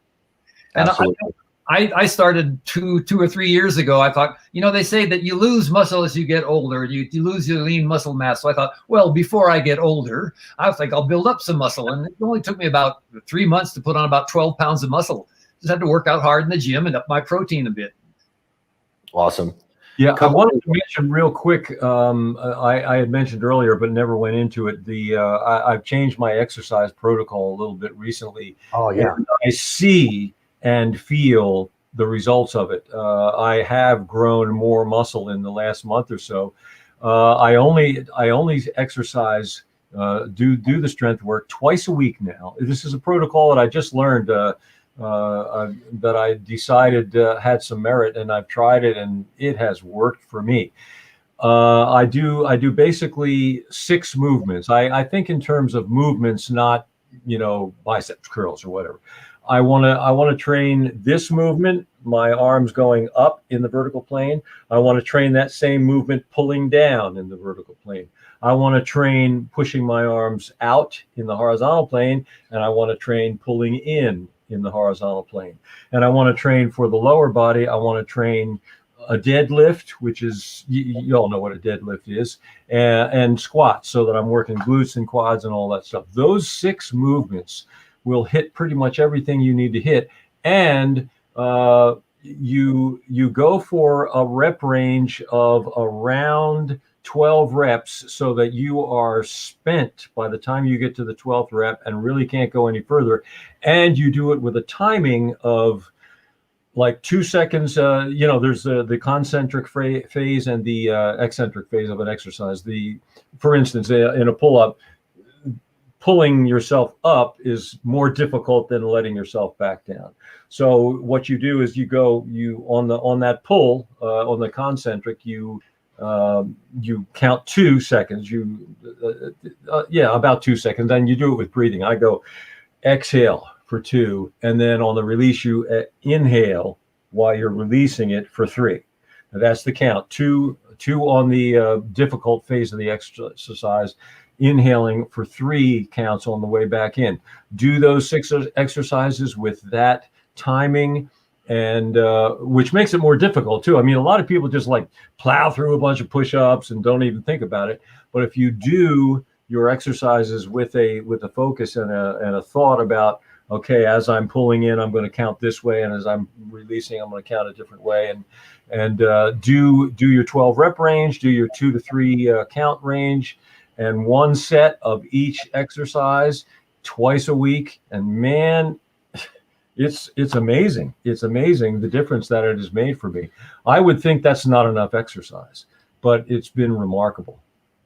Yeah, there are some protocols that are very, very effective at getting results that are a lot faster. For example, you were talking about HIIT, high intensity interval training. Particularly like a Tabata protocol is very well studied to show that you get fat burning effects from Tabata for, I think, 24 to 36 hours after a 12-minute Tabata round. Yeah. And much longer than, that would, compare that to like 2 hours of long, slow distance cardio. Right. You're going to get more fat burning effects from that. What I've discovered also about Tabata, which I do as well, but I have never done a strict Tabata workout. It will make you barf. It make a donkey puke. Yeah. Yeah. The problem is, strict Tabata is 20 seconds of effort and 10 seconds of recovery. And you do that 8 times in 4 minutes and you're done. That's great. But by the time you get to round 5, that 10-second of recovery is nowhere near enough to recover from 20 seconds of full out effort. The way I structure my high intensity interval work is I do the high intensity phase for 20 seconds, because that is essentially what we as humans are capable of doing, and doing it full out before we have to start pacing. If you look at 100-meter sprint is a full sprint. There's no pacing. 200 meters, same thing, but just barely. Man, those guys are dead after running 200 meters full out. That's it. We're like cheetahs. We can go full out for about 20 seconds, and then anything longer than that, we have to pace. You cannot run full out. Although I've heard of, like maybe Jason Bourne can run for 5 minutes before his hands go numb, or whatever that is. But normally 20 seconds is it. So I never go more than 20 seconds on my high intensity phase. And I've discovered, and there's research to back this as well, that you do not need to go right again after 10 seconds. You can get very close to the same results of a Tabata workout by doing your 20 seconds intensity, but then allowing yourself to recover to a reasonable degree so that you can really go after it on your next high intensity phase. And that's how I do it. I wait maybe a minute after my 20 seconds of high intensity before I go to the next high intensity round. And I found that works really well for me. I'm able to do the next round with good intensity. I don't kill myself, and it works. It works well for me. And like you said, you get the what do they call it? EPOC, post-exercise oxygen consumption effect for I've heard as much as 48 hours after that workout is over. Let me share a little science and anecdote of high intensity training. When Okay. you run full blast, 20 seconds, 30 seconds, what you're telling your body is that I'm in danger. I got to get out of here. Yep. And your body says, geez, if life is that dangerous, then I better get lean. I better build up my muscle mass. I better increase my testosterone. It does all these things. Yeah. Also, if you do that type of workout, I do like 30 seconds maximum exertion and 90 seconds rest till my heart rate comes back down. And I do that 4, 5, 6 times. And it's been shown in many tests here and in England, doing that for a matter of 3 or 4 months will multiply your natural production of human growth hormone about 500%. I mean, really significantly. It makes you a lot younger. So you get tremendous benefit out of a very short workout. Just make sure you get really well warmed up and that you gradually build up to it. Because if you're a couch potato and you try to do maximum intensity, you might get a heart attack. Sure. So you have to build up to maximum intensity is really intense. So, but the effects of it are extremely useful. So telling your body, I'm in danger, I have to be as strong and as fit possible or I won't survive, is what the high intensity exercise is doing. And you get exactly the opposite effect because you're sending your body the exact opposite message if you jog. Your body is saying, okay, well, if this guy's going to make us keep doing this for another 20 minutes, 25 minutes, half an hour, we're going to have to get rid of muscle. Muscle is inefficient for this kind of exercise, and we're going to have to store fat for fuel. So you're doing exactly the opposite of what you want. You are wasting away your muscle, destroying your muscle, and telling your body we need to store fat. So you make the choice. You want to do HIIT or do you want to do long, slow distance? Your point, only exercising twice a week is really important. My partner in Age Reversal Now, Michael Mooney, was working with a man who just could not put on muscle. And he had him exercising instead about every 11 days, taking muscles to exhaustion in his workout to where they couldn't do another rep, but then giving him a long break. And he put on muscle faster than he'd done in decades. So sometimes you need that. What I'm doing now is I exercise. I used to do 3 days a week. I now do 5 days a week, but I just do one muscle group. I do the 10 by 10 German ones where you do 10 reps. And I saw a man in the gym whose muscles were really separated. He had these wonderful cuts and shape. And I said, what's the secret? And he said, when you get to the complete contraction, squeeze harder and then let go slowly. Get to the top of the chin up and pull your elbows behind your back and hold and then let down slowly. And that's been really working wonders for me. I put on shape and shape in my muscles that I haven't seen since my teenage years. Yeah, the slow release, slower than the heart. And my team did a research project where a machine lifted the weight for you and you just lowered it, or the machine pushed it up, and you did the opposite. You pushed it up and the machine lowered it. The people who only lowered the weight grew more muscle and got stronger faster than the people who were pushing the weight up. So the negative is more effective Right. in building muscle. So that most people tend to let the weight drop. Letting it go down slowly Yes. is real magic. Slowing Yeah. the exercises down. That's kind of what I'm finding. Yeah.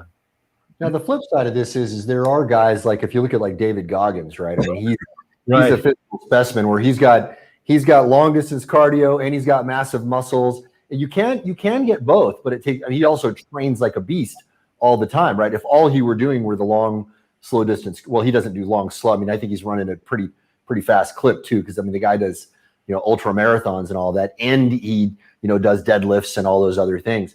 I mean, if you want to be that full spectrum athlete, you can do that. But I think as you age, it becomes less and less likely that you can sustain that. So you have to get into some of these other protocols because your body's ability to adapt. And by the way, something really important that I want to bring up. So mitochondrial health and also telomere length, these are some of the factors that are determining our recuperability. And so a couple things on that, right? So I've got the Oura Ring, and the Oura Ring will give me these readings. Today I've got a terrible readiness score because I didn't sleep very well last night. But it'll give you based on the volume of sleep and the quality of sleep that you got and what your heart rate variability numbers are and your resting heart rate. It's going to estimate for you what your readiness is.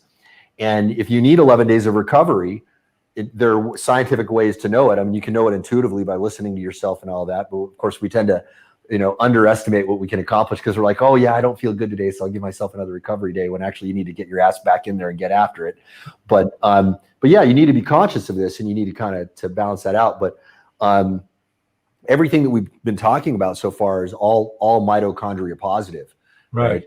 The high intensity interval training, the sun exposure, proper sleep, proper hydration, intermittent fasting. All of these things will improve the mitochondrial health. Telomere length, there are actually things that you can do now. So, I think astragalus is a supplement that will a natural herbal supplement. There are also peptides that you can get, which will lengthen your telomeres, like epitalon.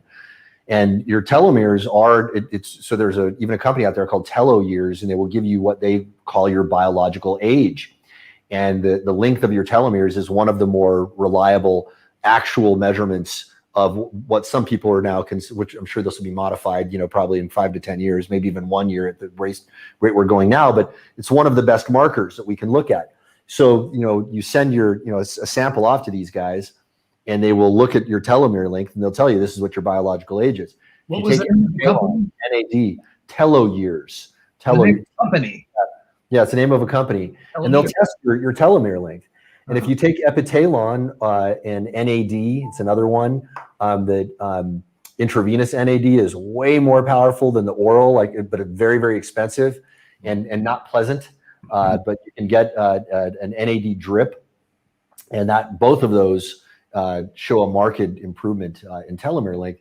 And what does that mean? That means that your body's ability to divide cells and repair itself is going to be upregulated. You will have more cell division possible. And as the telomeres shorten as we age, the cells can't divide as much anymore and reproduce themselves. And guys, we're creating and destroying, I think it's even, on the order of trillions of cells on a day-to-day basis if you factor in all the microbiomal cells, right?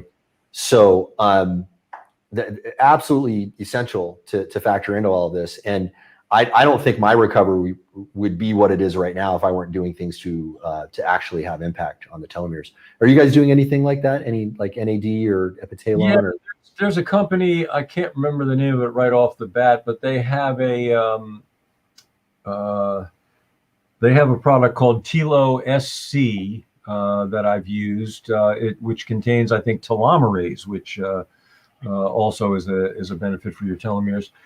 They have an anti-inflammatory. Robert, you were mentioning inflammation is so prevalent in so many issues that we need it, but we also need to control it. They have I think a good product, Infligene, I think it's called. They have another one that addresses inflammation in the brain. Yeah, and now there was a couple of things I wanted to mention. Another guy that I've discovered in all the various people that I follow, that is very knowledgeable in a lot of ways. You guys have probably heard of Ben Greenfield. He's a buddy. Yeah, good guy, great guy. He's a good source of information. And I forget what else I was going to say, but yeah, we were talking about the telomerase and all that stuff.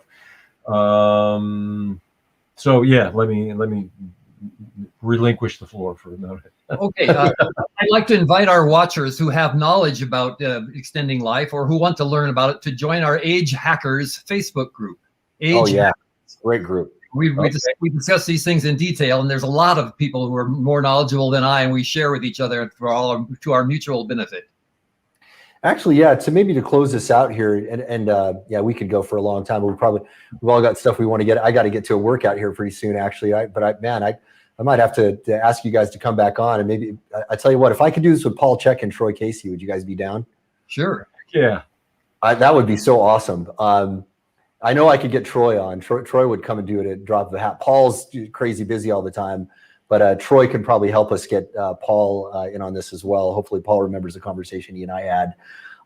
Side note on that, Paul actually offered me a job as the director of marketing. I said, dude, you're probably the only guy on the planet who could offer me a job and have me actually consider it. You know, I was like, man, for director of marketing for you, I'm actually thinking about that.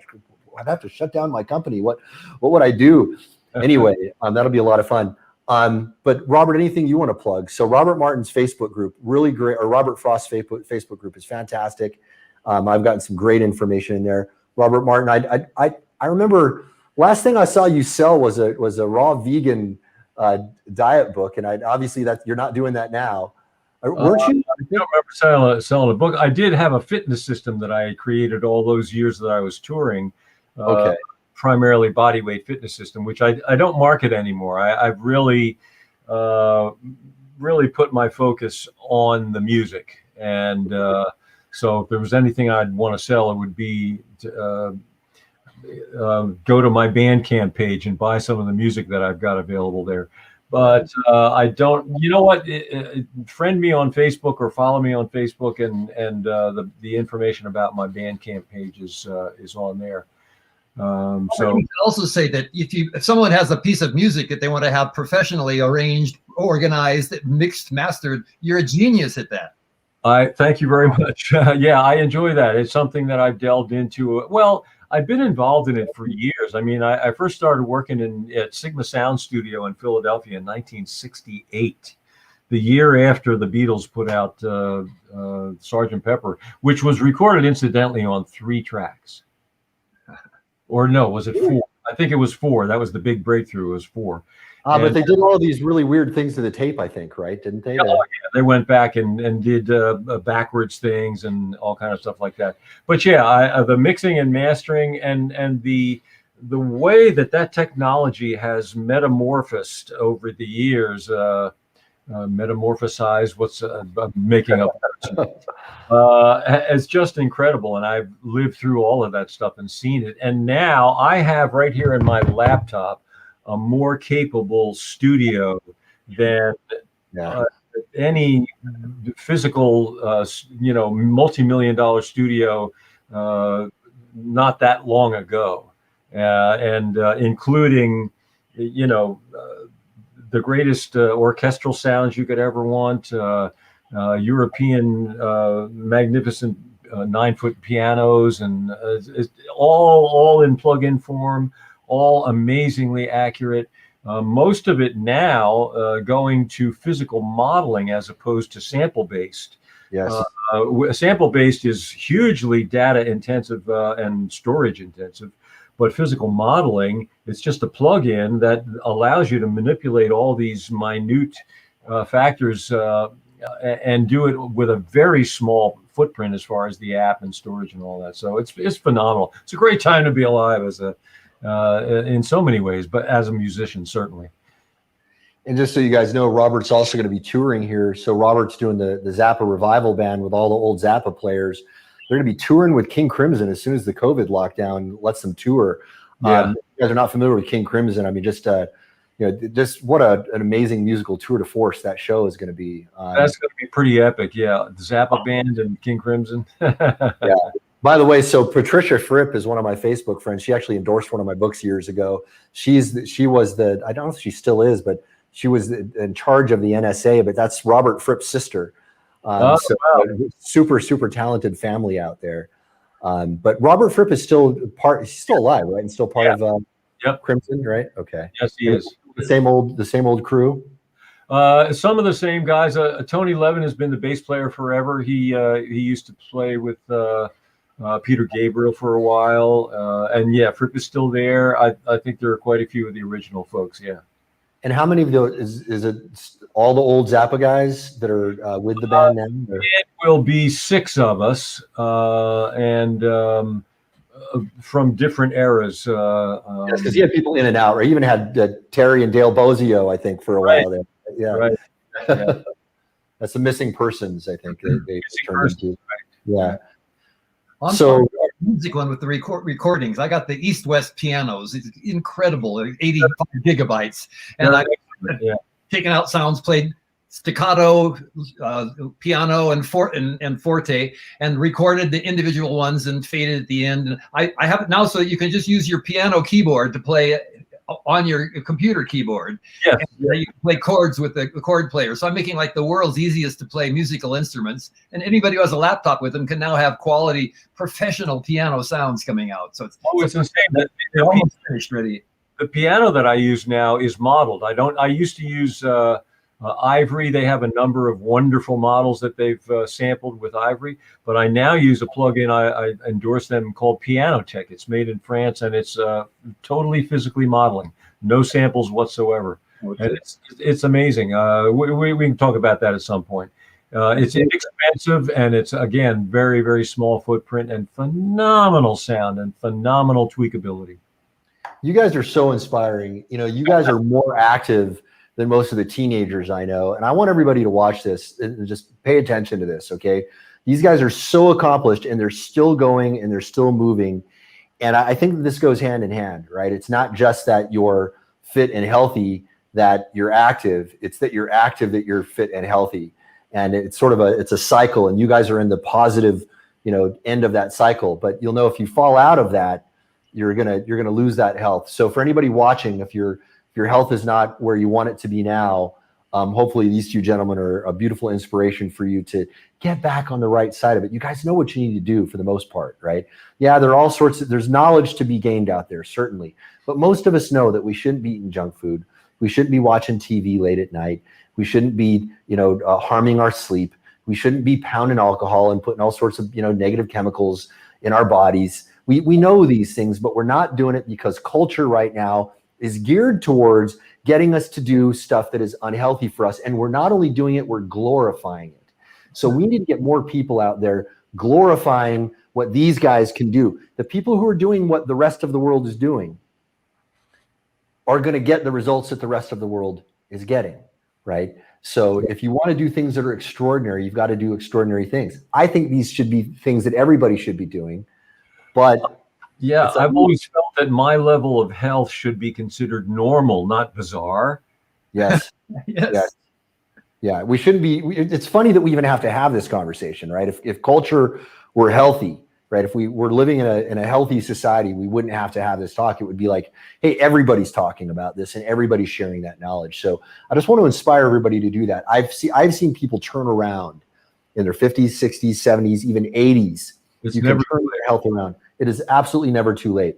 There's so many things that you can do. There are people who have been terminal from serious ailments, or they think that they're sicker than they actually are, and their mind ends up killing them. You can totally turn yourself around. I don't care what your situation is. I don't believe that there is anything that's incurable. I don't believe in that notion, and I don't think any scientist or medical professional who tells you that something is incurable is responsible. Why? Because I don't think it's a scientifically knowable thing.